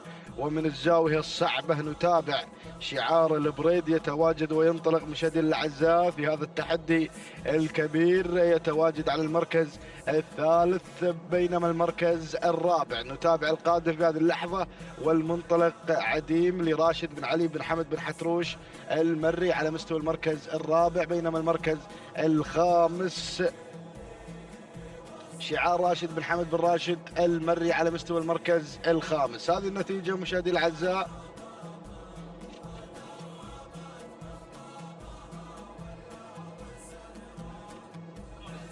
نعود مشاهدينا الأعزاء إلى البداية لنتابع الشهم لمبارك بن سعيد بن حمد المري على مقدمة هذا الشوط. يقدم الشهم في اندفاعه كبيرة وانطلاقة مميزة على أول المراكز، بينما المركز الثاني نتابع القادم رعد لسالم بن فرج بن مسعود المري، بينما المركز الثالث القادم في هذه اللحظات والمنطلق مشاهدينا الأعزاء الجاوي لحمد بن جار الله بن علي بن حسين البريدي يتواجد مع الجاوي على مستوى المركز الثالث، بينما المركز الرابع القادم لوكاس بشعار هنا أيضا ببتلة يتواجد وينطلق في المركز الرابع في هذه الانطلاقة وفي هذا التواجد راشد بن حمد بن راشد المري، بينما المركز الخامس نتابع القادم مهاجر لصالح بن مبارك بن حمد بن مبارك النابت المري.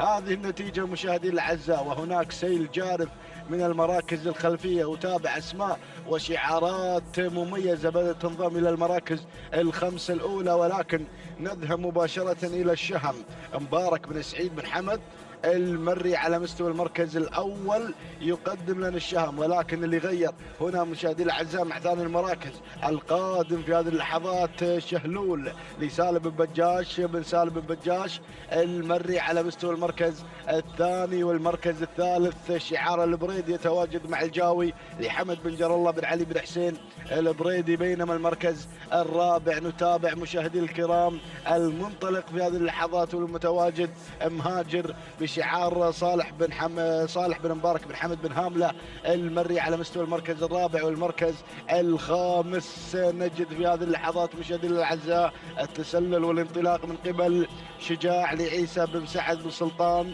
المسيفري يتقدم في هذه اللحظات في المركز الخامس. 1200 يا مضمرين يا متابعين هذه الرياضة، رياضة الآباء والأجداد. هنا ميدان التحدي حيث نتابع السباق المحلي الخامس بوابة المهرجانات، أيضا نتابع هذه الشعارات المميزة، ولكن نذهب إلى البداية، نذهب إلى ركب الصدارة. شهلول على البداية، سالم بن بجاش بن سالم المري على مقدمة هذا الشوط، ولكن الشهم مبارك بن سعيد بن حمد المري مع المركز الثاني، وشعار بن هاملة قادم بكل قوة ليعلن تواجد مهاجر صالح بن مبارك بن حمد بن هاملة المري، وكذلك القادم أحلى القادم الرهاوي خميس بن محمد بن خميس بن عويضة المريخي يحتل المركز الرابع، بينما المركز الخامس أتابع الوصول من قبل رمز فيصل بن وسام بن سلطان بن سعد الهاجري على مستوى المركز الخامس، يتسلل من مركز إلى مركز، ولكن البداية مشاهدينا الأعزاء الشام يعود مرة أخرى ليعلن المنافسة والتحدي مبارك بن سعيد بن حمد المري، ولكن شعار بن هاملة يشكل الخطر، ينطلق بهذه اللحظات من خلال تواجد أيضا مهاجر صالح بن مبارك بن حمد بن هاملة المري، ولكن القادم شهلول سالم بن بجاش بن سالم المري على مستوى المركز الثالث، يغير في هذه اللحظة إلى المركز الثاني، ولكن الناموس مشاهدينا الأعزاء مع الشام على البداية. مبارك بن سعيد بن حمد المري يقدم الشام مع المركز الأول مع الناموس المميز. الله يا الشام على البداية، سلام يا الشام، سلام، تهانينا لمبارك بن سعيد بن حمد المري على هذا الفوز. وهذا التألق. بينما المركز الثاني شهلولي سالم بن بجاش بن سالم المري. المركز الثالث جاء فيه مهاجر لصالح بن مبارك بن حمد بن هاملة المري. بينما المركز الرابع جاء فيه مشاهدينا الاعزاء راعد لسالم بن فرج بن مسعود المري. بينما المركز الخامس جاء فيه مشاهدينا الكرام معزز لسلطان بن ظافر بن عبد الهادي الرشيد اليامي. اذا مشاهدينا الاعزاء تهانينا والناموس مرة أخرى لمالك الشهم على هذا الفوز مبارك بن سعيد بن حمد الفسل المري على هذا الفوز. 6 دقائق 5 ثواني 4 أجزاء من الثاني هو توقيت الشهم. تهانينا والف مبروك. بينما المركز الثاني أتى فيه مشاهدينا الكرام ومتابعينا الأفاضل شهلول لسالم بن بجاش بن سالم المري. التوقيت الزمني 6 دقائق 8 ثواني 6 أجزاء من الثانية. تهانينا والف مبروك. بينما المركز الثالث حل فيه شعار بن هاملة مع مهاجر صالح بن مبارك بن حمد بن هاملة المري. 6 دقائق 8 ثواني 54 جزء من الثانية. تهانينا والناموس لجميع الفائزين. تتواصل التحديات مشاهدي الأعزاء مع انطلاقات سن الحقائق في هذا اليوم ضمن تحديات السباق المحلي الخامس. ونتواصل هنا مشاهدي الأعزاء مع هذا الشوط الثاني والعشرون. نتابع انطلاقات الابكار الحقائق في هذه المسافة 4 كيلومترات. نتابع البداية ريام لعبد الله بن مسفر بن علي بن سفران المري يتواجد على المركز الأول. بينما المركز الثاني من الجانب الآخر وصفة لحمد بن جار الله بن محمد البريدي المري يتواجد مع وصفة في المركز الثاني. وثالث المراكز وثالث التحديات هيهات للسيد محمد بن عبد الله بن محمد الزعبي. زميلنا حمد الزعبي يتواجد مع هيهات في المركز الثالث. والمركز الرابع المها لصالح بن دلبج بن صالح الجربوع المري يحتل المركز الرابع. بينما المركز الخامس نتابع القادمة العابرة لحمد بن علي بن محمد الفهيدي المري. هذه النتيجة مشاهدي الأعزاء للمراكز الخمسة الأولى. ونعود مباشرة إلى ريام من تغني على الصدارة وتتواجد بشعار بن سفران عبد الله بن مسفر بن علي بن سفران المري على مقدمة هذا الشوط مع ريام. بينما المركز الثاني القادمة العابرة حمد بن علي بن محمد الفهيدي المري يتواجد مع العابرة من تعبر إلى المركز الثاني وإلى المركز الأول. هذه العابرة مشاهدي الأعزاء تعبر من مركز إلى مركز. بينما المركز الثالث القادمة وصفة حمد بن جار الله بن محمد البريدي المري يتواجد مع وصفة في المركز الثالث. بينما المركز الرابع هيهات وهيهات من هذا الشعار شعار محمد بن عبد الله بن محمد الزعبي يتواجد في المركز الرابع. بينما المركز الخامس وصلت المها صالح بن دلبج بن صالح الجربوع المري على مستوى المركز الخامس. هذه النتيجة مشاهدي الأعزاء مع انتصاف المسافة 2 كيلومترات انقضى من عمر هذا الشوط. ويتبقى 3 كيلومترات أخرى عن تحدي جديد وعن ظهور أسماء مميزة في هذا العالم الساحر. نذهب مباشرة مشاهدي الأعزاء نعود إلى العابرة على مقدمة هذا الشوط للسيد حمد بن علي بن محمد الفهيدي المري على مستوى أول المراكز. ولكن القادمة وصفة في المركز الثاني وصفة بشعار حمد بن جار الله بن محمد البريدي المري يحتل المركز الثاني. والمركز الثالث أريام عبد الله بن مسفر بن علي بن سفران المري. ومن الجانب الآخر اللي غيرت إلى المركز الثالث هذه المها صالح بن دلبج بن صالح الجربوع المري. والقادمة في هذه اللحظات تصميم صالح بن طالب مسلم بن عقيل النابت المري يقتحم المراكز الخمس الأولى وينتقل مباشرة إلى المركز الثاني. هذه النتيجة مشاهدي الأعزاء. ولكن نذهب مع تصميم من تصمم المقدمة من تنطلق بناموس هذا الشوط. تصميم من المركز الخامس حتى المركز الأول تصميم لصالح بن طالب مسلم بن عقيل النابت المري يتواجد مع تصميم. ولكن القادمة في هذه اللحظات والمعلنة للتحدي والإثارة الشعارة القادمة العابرة حمد بن علي بن محمد الفيدي المري وشعار البريدي. شعار البريدي بدأ يتحرك مع وصفه حمد بن جر الله بن محمد البريدي المري، وكذلك شعار هنا أيضا القادم في هذه اللحظات مشاهدينا الكرام من الجانب الآخر.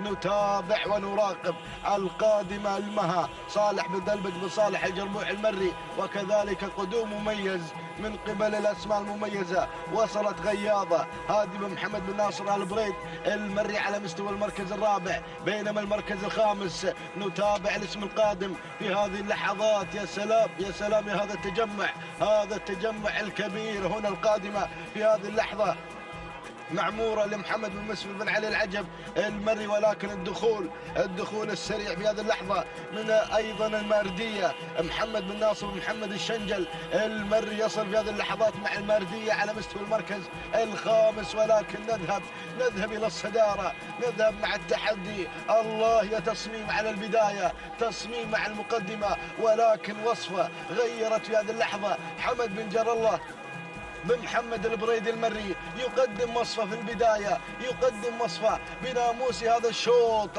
هذه وصفة مشاهدينا الأعزاء، ولكن نتابع شعار الشنجل يصل بهذه اللحظة وينطلق مشاهدينا الأعزاء مع الماردية الشنجل. هنا يتواجد محمد بن ناصر بن محمد الشنجل المري مع المركز الثاني، ولكن وصفة والماردية اللحظات الأخيرة، ولكن الماردية مشاهدينا الأعزاء تنتزع هذا الناموس. تهانينا والناموس لمحمد بن ناصر بن محمد الشنجل المري على هذا الفوز والتألق مع الماردية المركز الثاني. وصفة لحمد بن جر الله بن محمد البريدي المري المركز الثالث.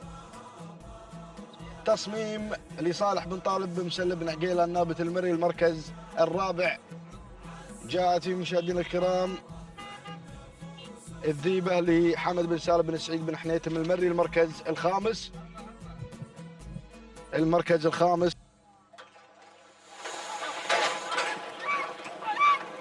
المركز الخامس غياضة لهادي بن محمد بن ناصر البريد المري. التوقيت الزمني للماردية تهانينا والناموس لمالكها محمد بن ناصر بن محمد الشنجل المري. التوقيت الزمني 6 دقائق 7 ثواني 50 جزء من الثاني تهانينا والناموس. بينما المركز الثاني وصلت فيه وصفة لحمد بن جر الله بن محمد البريدي المري. التوقيت الزمني صاحبة المركز الثاني مخرجنا العزيز. نتابع الوصول 6 دقائق 8 ثواني 14 جزء من الثانية تهانينا والناموس لحمد بن جر الله بن محمد البريدي المري. بينما المركز الثالث تصميم والتوقيت الزمني 6 دقائق 10 ثواني 41 جزء من الثانية تهانينا والناموس لصالح بن طالب بن مسلم بن عقيلة النابت المري.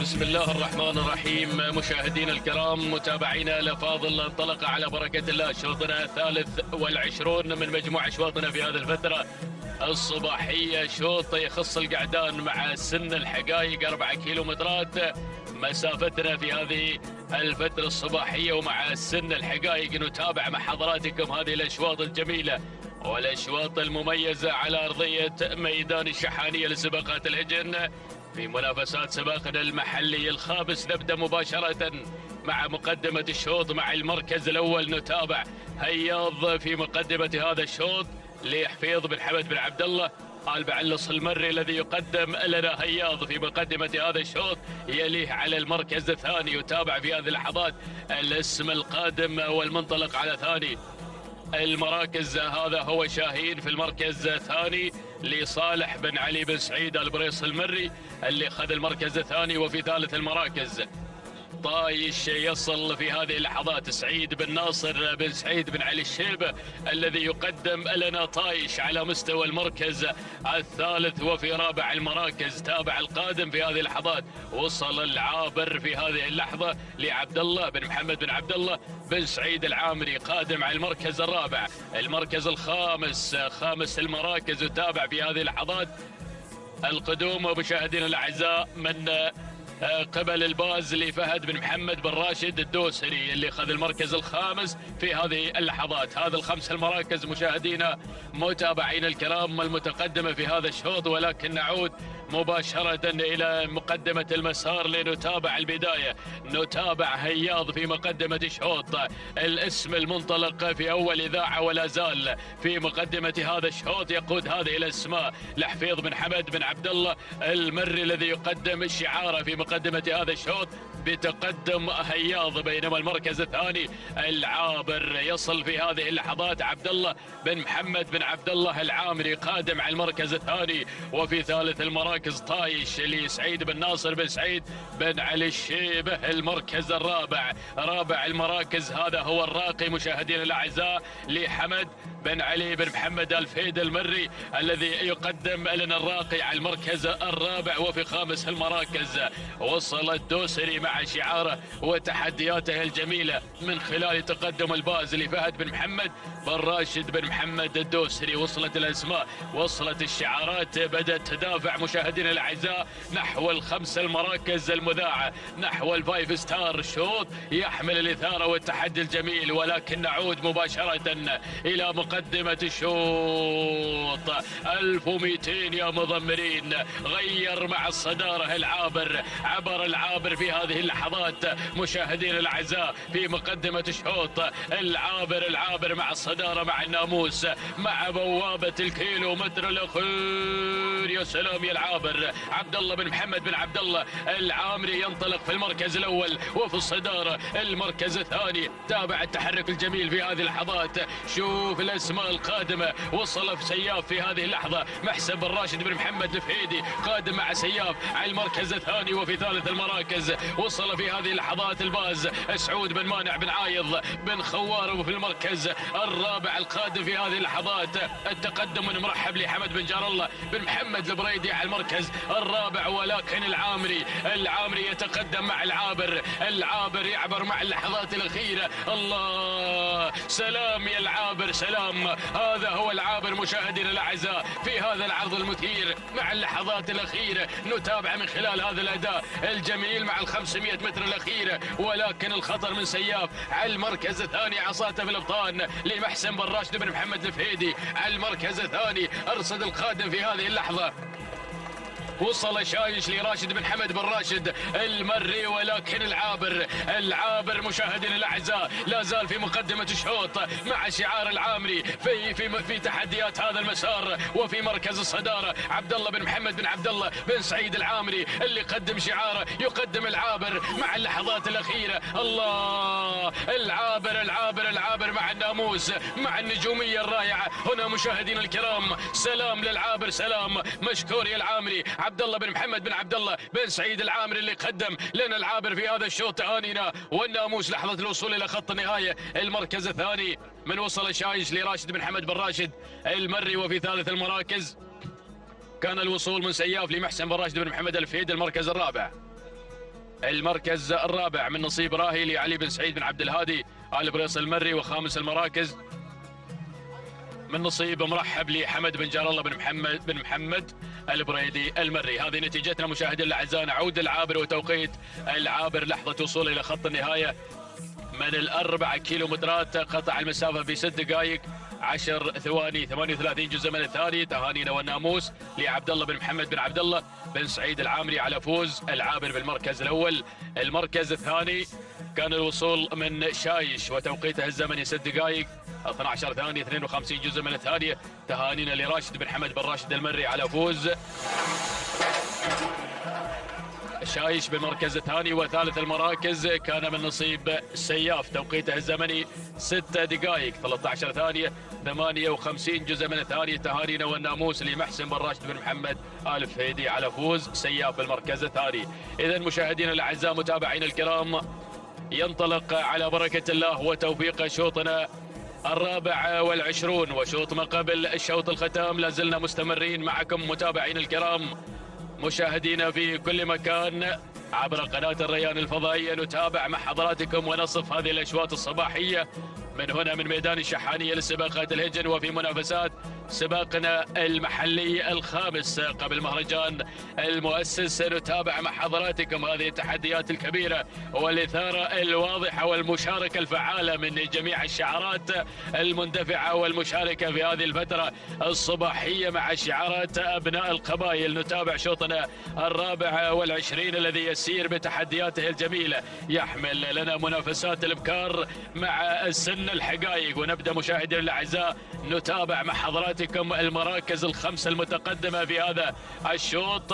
مغيضة أول الأسماء من دشنت عالم الإذاعة وافتتحت إذاعة هذا الشوط، مسفر بن مبارك بن مسفر الشهواني الهاجري الذي يقدم مغيضة في مقدمة هذا الشوط. بينما في ثاني المراكز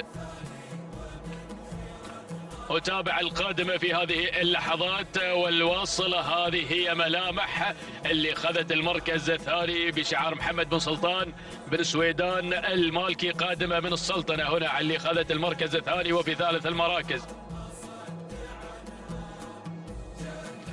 المركز الثالث تابع في هذه اللحظات وصول من الزملوقة اللي خذت المركز الثالث لحمد بن محمد بن عبد الله الزعبي على ثالث المراكز. وفي رابع المراكز تابع القادمة في هذه اللحظات وصول جميل وتقدم ممتاز من قبل نقم تصل لسالم بن ناصر بن سالم الحفيظ المري. وفي خامس المركز الخامس من الجانب الآخر التواجد مشاهدينا الأعزاء من قبل الحذرة لسنيد بن سالم بن سنيد الدعية المري اللي خذت المركز الخامس. هذه نتيجتنا مشاهدينا الكرام مع الخمسة المراكز المتقدمة. ولكن شوف الأسماء القادمة نتابعها من خلال هذه اللقطات الجميلة. شوف الأعداد الهائلة المشاركة في هذا الصباح بشعارات أبناء القبائل. ما شاء الله أشواط تحمل المتعة والإثارة على أرضية الميدان، والمعركة طاحنة ما بين هذه الأسماء المنطلقة. ولكن نعود مباشرة إلى مغيضة في مقدمة الشوط. ما شاء الله يا مغيضة على هذا الشكل الجميل وعلى هذا الأداء الأجمل. مسفر بن مبارك بن مسفر الشهواني من يقدم شعاره ويقدم مغيضة حتى هذه اللحظات مع انتصاف المسافة 2 كيلومترات أولى خلصنا منها، و2 كيلومترات أخرى تبقت من عمر المنافسة والتحدي. المركز الثاني أتابع نقم على ثاني المراكز لسالم بن ناصر بن سالم آل حفيظ المري الذي يقدم نقم على المركز الثاني. وفي ثالث المراكز قادمة في هذه اللحظات وصلت ابتهاج لسعد بن محمد بن سعيد البريص المري، قادم مع ثالث المراكز من خلال أيضا تقدم شعاره في المركز الرابع. أتابع القادمة مشاهدينا الأعزاء وصول وتقدم جميل من قبل ظن لسالم بن محمد بن حران الفيدة قادم على المركز الرابع. خامس المراكز ارصد الواصلة في هذه اللحظات وصلت الخفيفة لصالح بن دلبج بن صالح الجربوعي المري قادم على خامس المراكز. هذه الخمس المراكز مشاهدينا متابعين الكرام لمن أراد الفوز والناموس يقترب هنا مع الخمسة المراكز. شوف القدوم في هذه اللحظات من الأسماء الواصلة خلف دائرة الندى. بدأت التحديات الجميلة هنا مشاهدينا الأعزاء. الله الله الله الله الله 1200 عن خط النهاية يا مضمرين يا متابعين. مغيضة في مقدمة الشوط حتى هذه اللحظات بشعار الشهواني، لكن الهجوم الله يا سلام على الأداء الجميل اللي نتابعه من خلال أيضا تقدم واندفاع وانطلاقة ابتهاج اللي غيرت مباشرة إلى مقدمة الشوط في هذه اللحظة. هذه ابتهاج مشاهدين الأعزاء، العائدة ملكيتها لسعد بن محمد بن سعيد آل بريص المري بن حفيظ يحاول مع اللحظات الأخيرة وفي أجواء الكيلو متر الأخير الكبير مع نقم على المركز الثاني لسالم بن ناصر بن سالم آل حفيظ، ولكن ارصد هناك التواجد الجميل من قبل الشنجل وتحدياته الجميلة من ظن اللي واصله في هذه اللحظات مشاهدينا الاعزاء لسالم بن محمد بن حران، وشعار الشنجل قادم بتحدياته الكبيرة. الله المتحدة قادمة، محمد بن ناصر بن محمد بن ناصر الشنجل يبغي نقطة أخرى في هذا الصباح. السرعة زادت، الإثارة حضرت. الله الله الله الله، المعركة طاحنة ما بين هذه الأسماء، لكن بن حفيظ بدأ يغير هناك مع نقم على الصدارة والانطلاق لسالم بن ناصر بن سالم. آل حفيظ المري غيرت مباشرة إلى مقدمة الشوط في هذا التحدي الكبير. المركز الثاني تواجد من ظن على ثاني المراكز، وفي ثالث المراكز تواجد من المتحدة، ولكن نقم في المركز الأول في الصدارة مع الناموس. الله الله يا بن حفيظ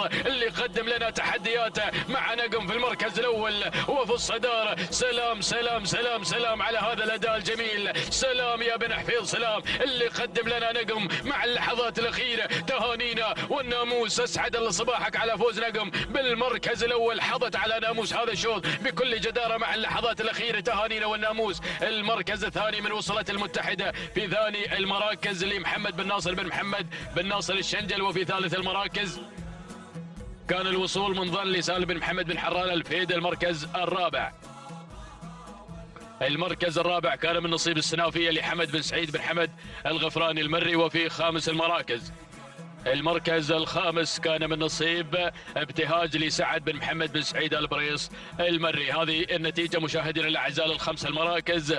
أول الأسماء الواصل إلى خط النهاية. نعود إلى التوقيت الزمني، لحظة وصول نقم إلى خط النهاية محقق الفوز والانتصار. توقيتها الزمني هو 6 دقائق 7 ثواني 98 جزء من الثانية. تهانينا لسالم بن ناصر بن سالم الحفيظ المري على فوز نقم بالمركز الأول في تحديات هذا الشوط، بينما المركز الثاني من وصلت على ثاني المراكز. إذن مشاهدينا الأعزاء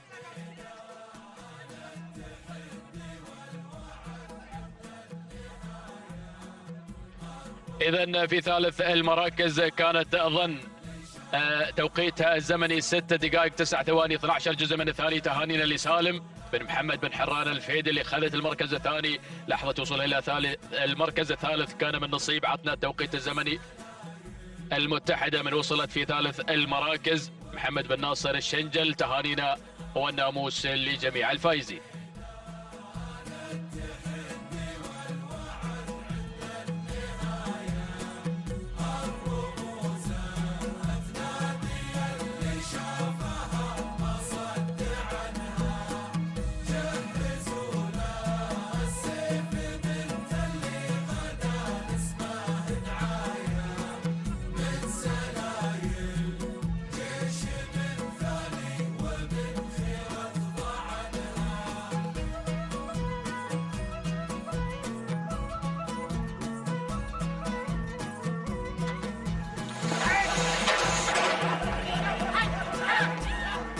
على البركة مشاهدينا متابعينا الكرام، ينطلق شوطنا الخامس والعشرون ضمن هذه الانطلاقات الصباحية المميزة، وهو شوط ختام هذه الفترة الصباحية المميزة التي دارت على مدى 25 شوطا في هذا الصباح، خاصة بسن الحقائق.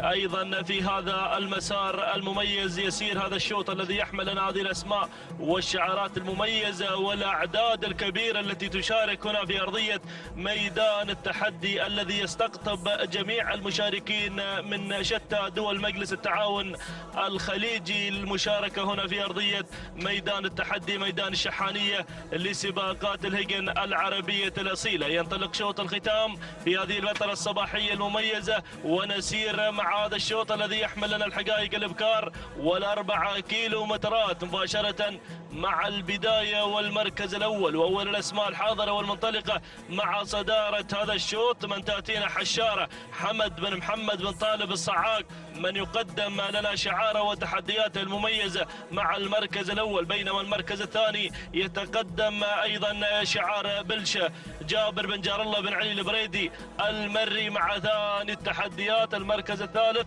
وصول وتقدم في هذه اللحظات من قبل اللي واصل مشاهدينا الكرام در الحرة حمد بن محمد بن عبد الله بن محمد الزعبي زميلنا الإعلامي أيضا من يأتي مقدما لنا شعاره وتحدياته المميزة مع المركز الثالث. المركز الرابع وصول وقدوم في هذه اللحظات من قبل اللي واصل مع المركز الرابع اللي واصل في هذا المسار المميز والجميل. إذا المركز شعار بن جهويل من يتقدم مع المركز الرابع مشاهدينا الكرام. المركز الخامس مشاهدينا الكرام وصول وتقدم في هذه اللحظات من قبل شعار بن حفيظ مقدما لنا تواجد ايضا شعاره في هذا المسار المميز من خلال تواجد ريماس سالم بن ناصر بن سالم ال حفيظ المري مع المركز الخامس. هكذا هي الاسماء الخمسه الاولى المتقدمه في هذا المسار المميز والجميل مشاهدينا متابعينا الكرام. ولكن عوده مع البدايه، عوده مع المركز الاول وصداره هذا الشوط. البداية والمركز الأول شعار الصعاق من يقدم لنا حشارة بتحدياتها المميزة والجميلة وأدائها الرائع. هناك مع بداية هذا الشوط حمد بن محمد بن طالب الصعاق المري من يقدم لنا تحديات حشارة، بينما أتابع المركز الثاني شعار العطية أيضا من يصل مع ثاني التحدي. المركز الثاني مشاهدينا الكرام شعار أيضا العطية يتقدم مع ثاني التحديات أملاك، نعم من تصل بشعار العطية مع المركز الثاني. المركز الثالث وصول وقدوم مشاهدينا الكرام من أيضا بلشة ماجد بن مذكر بن مسفر القرشي من يصل بتحدياته المميزة والجميلة مع المركز الثالث. المركز الرابع شعارك يا بن حفيظ من يتواجد مع المركز الرابع. المركز الخامس وصول وقدوم مشاهدينا الكرام من قبل اللي واصل مع المركز الخامس القائد سعود بن سالم بن مبارك بن محمد بن مبارك آل نابت من يصل مع المركز الخامس. هكذا هي الأسماء الأولى المتقدمة في هذا الانطلاق المميز والجميل. ولكن نعود مع شعار الصعاق ما شاء الله على هذا الانفراد المميز والجميل. حشارة مع البداية حمد بن محمد الصعاق المري من يقدم لنا تحديات المميزة والجميلة مع المركز الأول وصدارة هذا الشوط. المركز الثاني يتابع التقدم من بلشة ماجد بن مذكر بن مسفر القرشي من يصل مع ثاني التحديات. والمركز الثالث وصول من شعار بن حفيظ مقدما لنا ايضا انطلاقه ريماس سالم بن ناصر بن سالم ال حفيظ المري. والمركز الرابع وصول وتقدم من ايضا هنا تصل املاك محمد بن خالد بن عبد الله العطيه من يصل بتحدياته المميزه والجميله مع المركز الرابع. المركز الخامس وصول وقدوم مشاهدينا الكرام من قبل اللي واصله مع المركز الخامس في هذا المسار المميز. ايضا تصل هنا فوارس بايضا شعار حمد بن مبارك بن راشد الحباب الهاجري من يصل مع المركز الخامس. هكذا هي الاسماء الاولى المتقدمه. ولكن نعود مع البدايه، نعود مع حشاره وادائها المميز والجميل حمد بن محمد الصعاق المري من يقدم لنا حشاره حاضره منذ بدايه هذا الانطلاق ولا تزال هي سيده الموقف ما شاء الله على هذا الاداء المميز والجميل. حشاره بشعارك يا حمد بن محمد بن طالب الصعاق المري يقدم لنا تحدياته المميزه والجميله مع البدايه. المركز الثاني شعار بن حفيظ من يتقدم مع ريماس سالم بن ناصر بن سالم ال حفيظ المري. والمركز الثالث شعار القرشي. والمركز الرابع يتقدم ايضا المشاغب بالتحديات المميزه من خلال تواجد ايضا املاك محمد بن خالد العطيه. ولكن الله حشاره حشاره حشاره والعصا في الابطان الدفع الذاتي والتلقائي المميز مع شوط الختام. يا الصعاق يا سلام على هذا الاداء المميز اللي تقدمه حشاره ما شاء الله على اداء حشاره المميز والدفع الذاتي والتلقائي. شوط الختام يتسجل مع حشاره ما شاء الله على هذا الاداء المميز والجميل والشكل الرائع. الصعاق يا سلام بسم الله عليها وحواليها حشاره سلام حشاره سلام سلام الصعاق سلام على هذا الاداء المميز والجميل. نوعيه مميزه نوعيه نادره. مشكور يا الصعاق وهنيالك هذا الفوز وهذا الانتصار. سلام حشاره سلام سلام لشعار الصعاق على هذا الاداء المميز والجميل. وسلمة يمينك على هذا الاداء الرائع والجميل. عصاها في الابطان بدون اوامر ولا شبه اوامر. مشكور يا الصعاق. المركز الثاني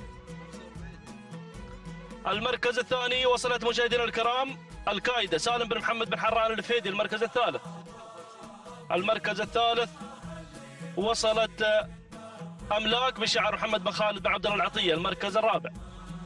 المركز الرابع كان الوصول من أذكار لسعيد بن راشد بن عبد الله الزعبي. المركز الخامس، المركز الخامس وصلت الرماس سالم بن ناصر بن سالم آل حفيظ المري. هكذا مشاهدينا الكرام متابعينا الأفاضل تابعنا هذا الشوط، ولكن حضر الشعار الصعاق وقدم لنا حشارة 6 دقائق 11 ثانية 15 جزء من الثانية.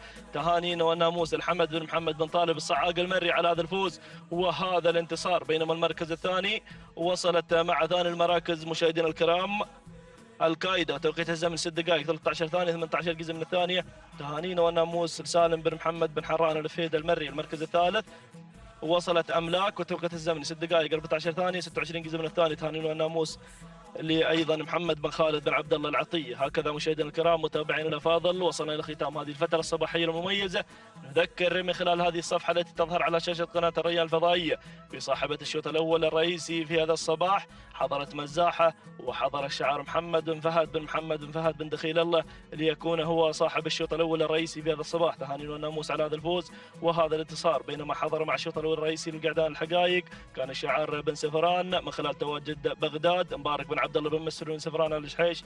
تهانينا والناموس على هذا الفوز وهذا الانتصار. بينما نذكر بصاحب التوقيت الافضل والاميز في صباح هذا اليوم حضرت غازيه مع الشوط الرابع عشر بشعار حمد بن محمد بن حمد القربوعي المري. تهانينا والناموس على هذا الفوز وهذا الانتصار. 6 دقائق ثانيتين أو عفوا حمد بن محمد بن حمد القريوي المري. تهانينا والناموس يا راعي غازي على هذا الفوز والتوقيت الأفضل والأميز في هذا الصباح. 6 دقائق ثانيتين 89 جزء من الثانية.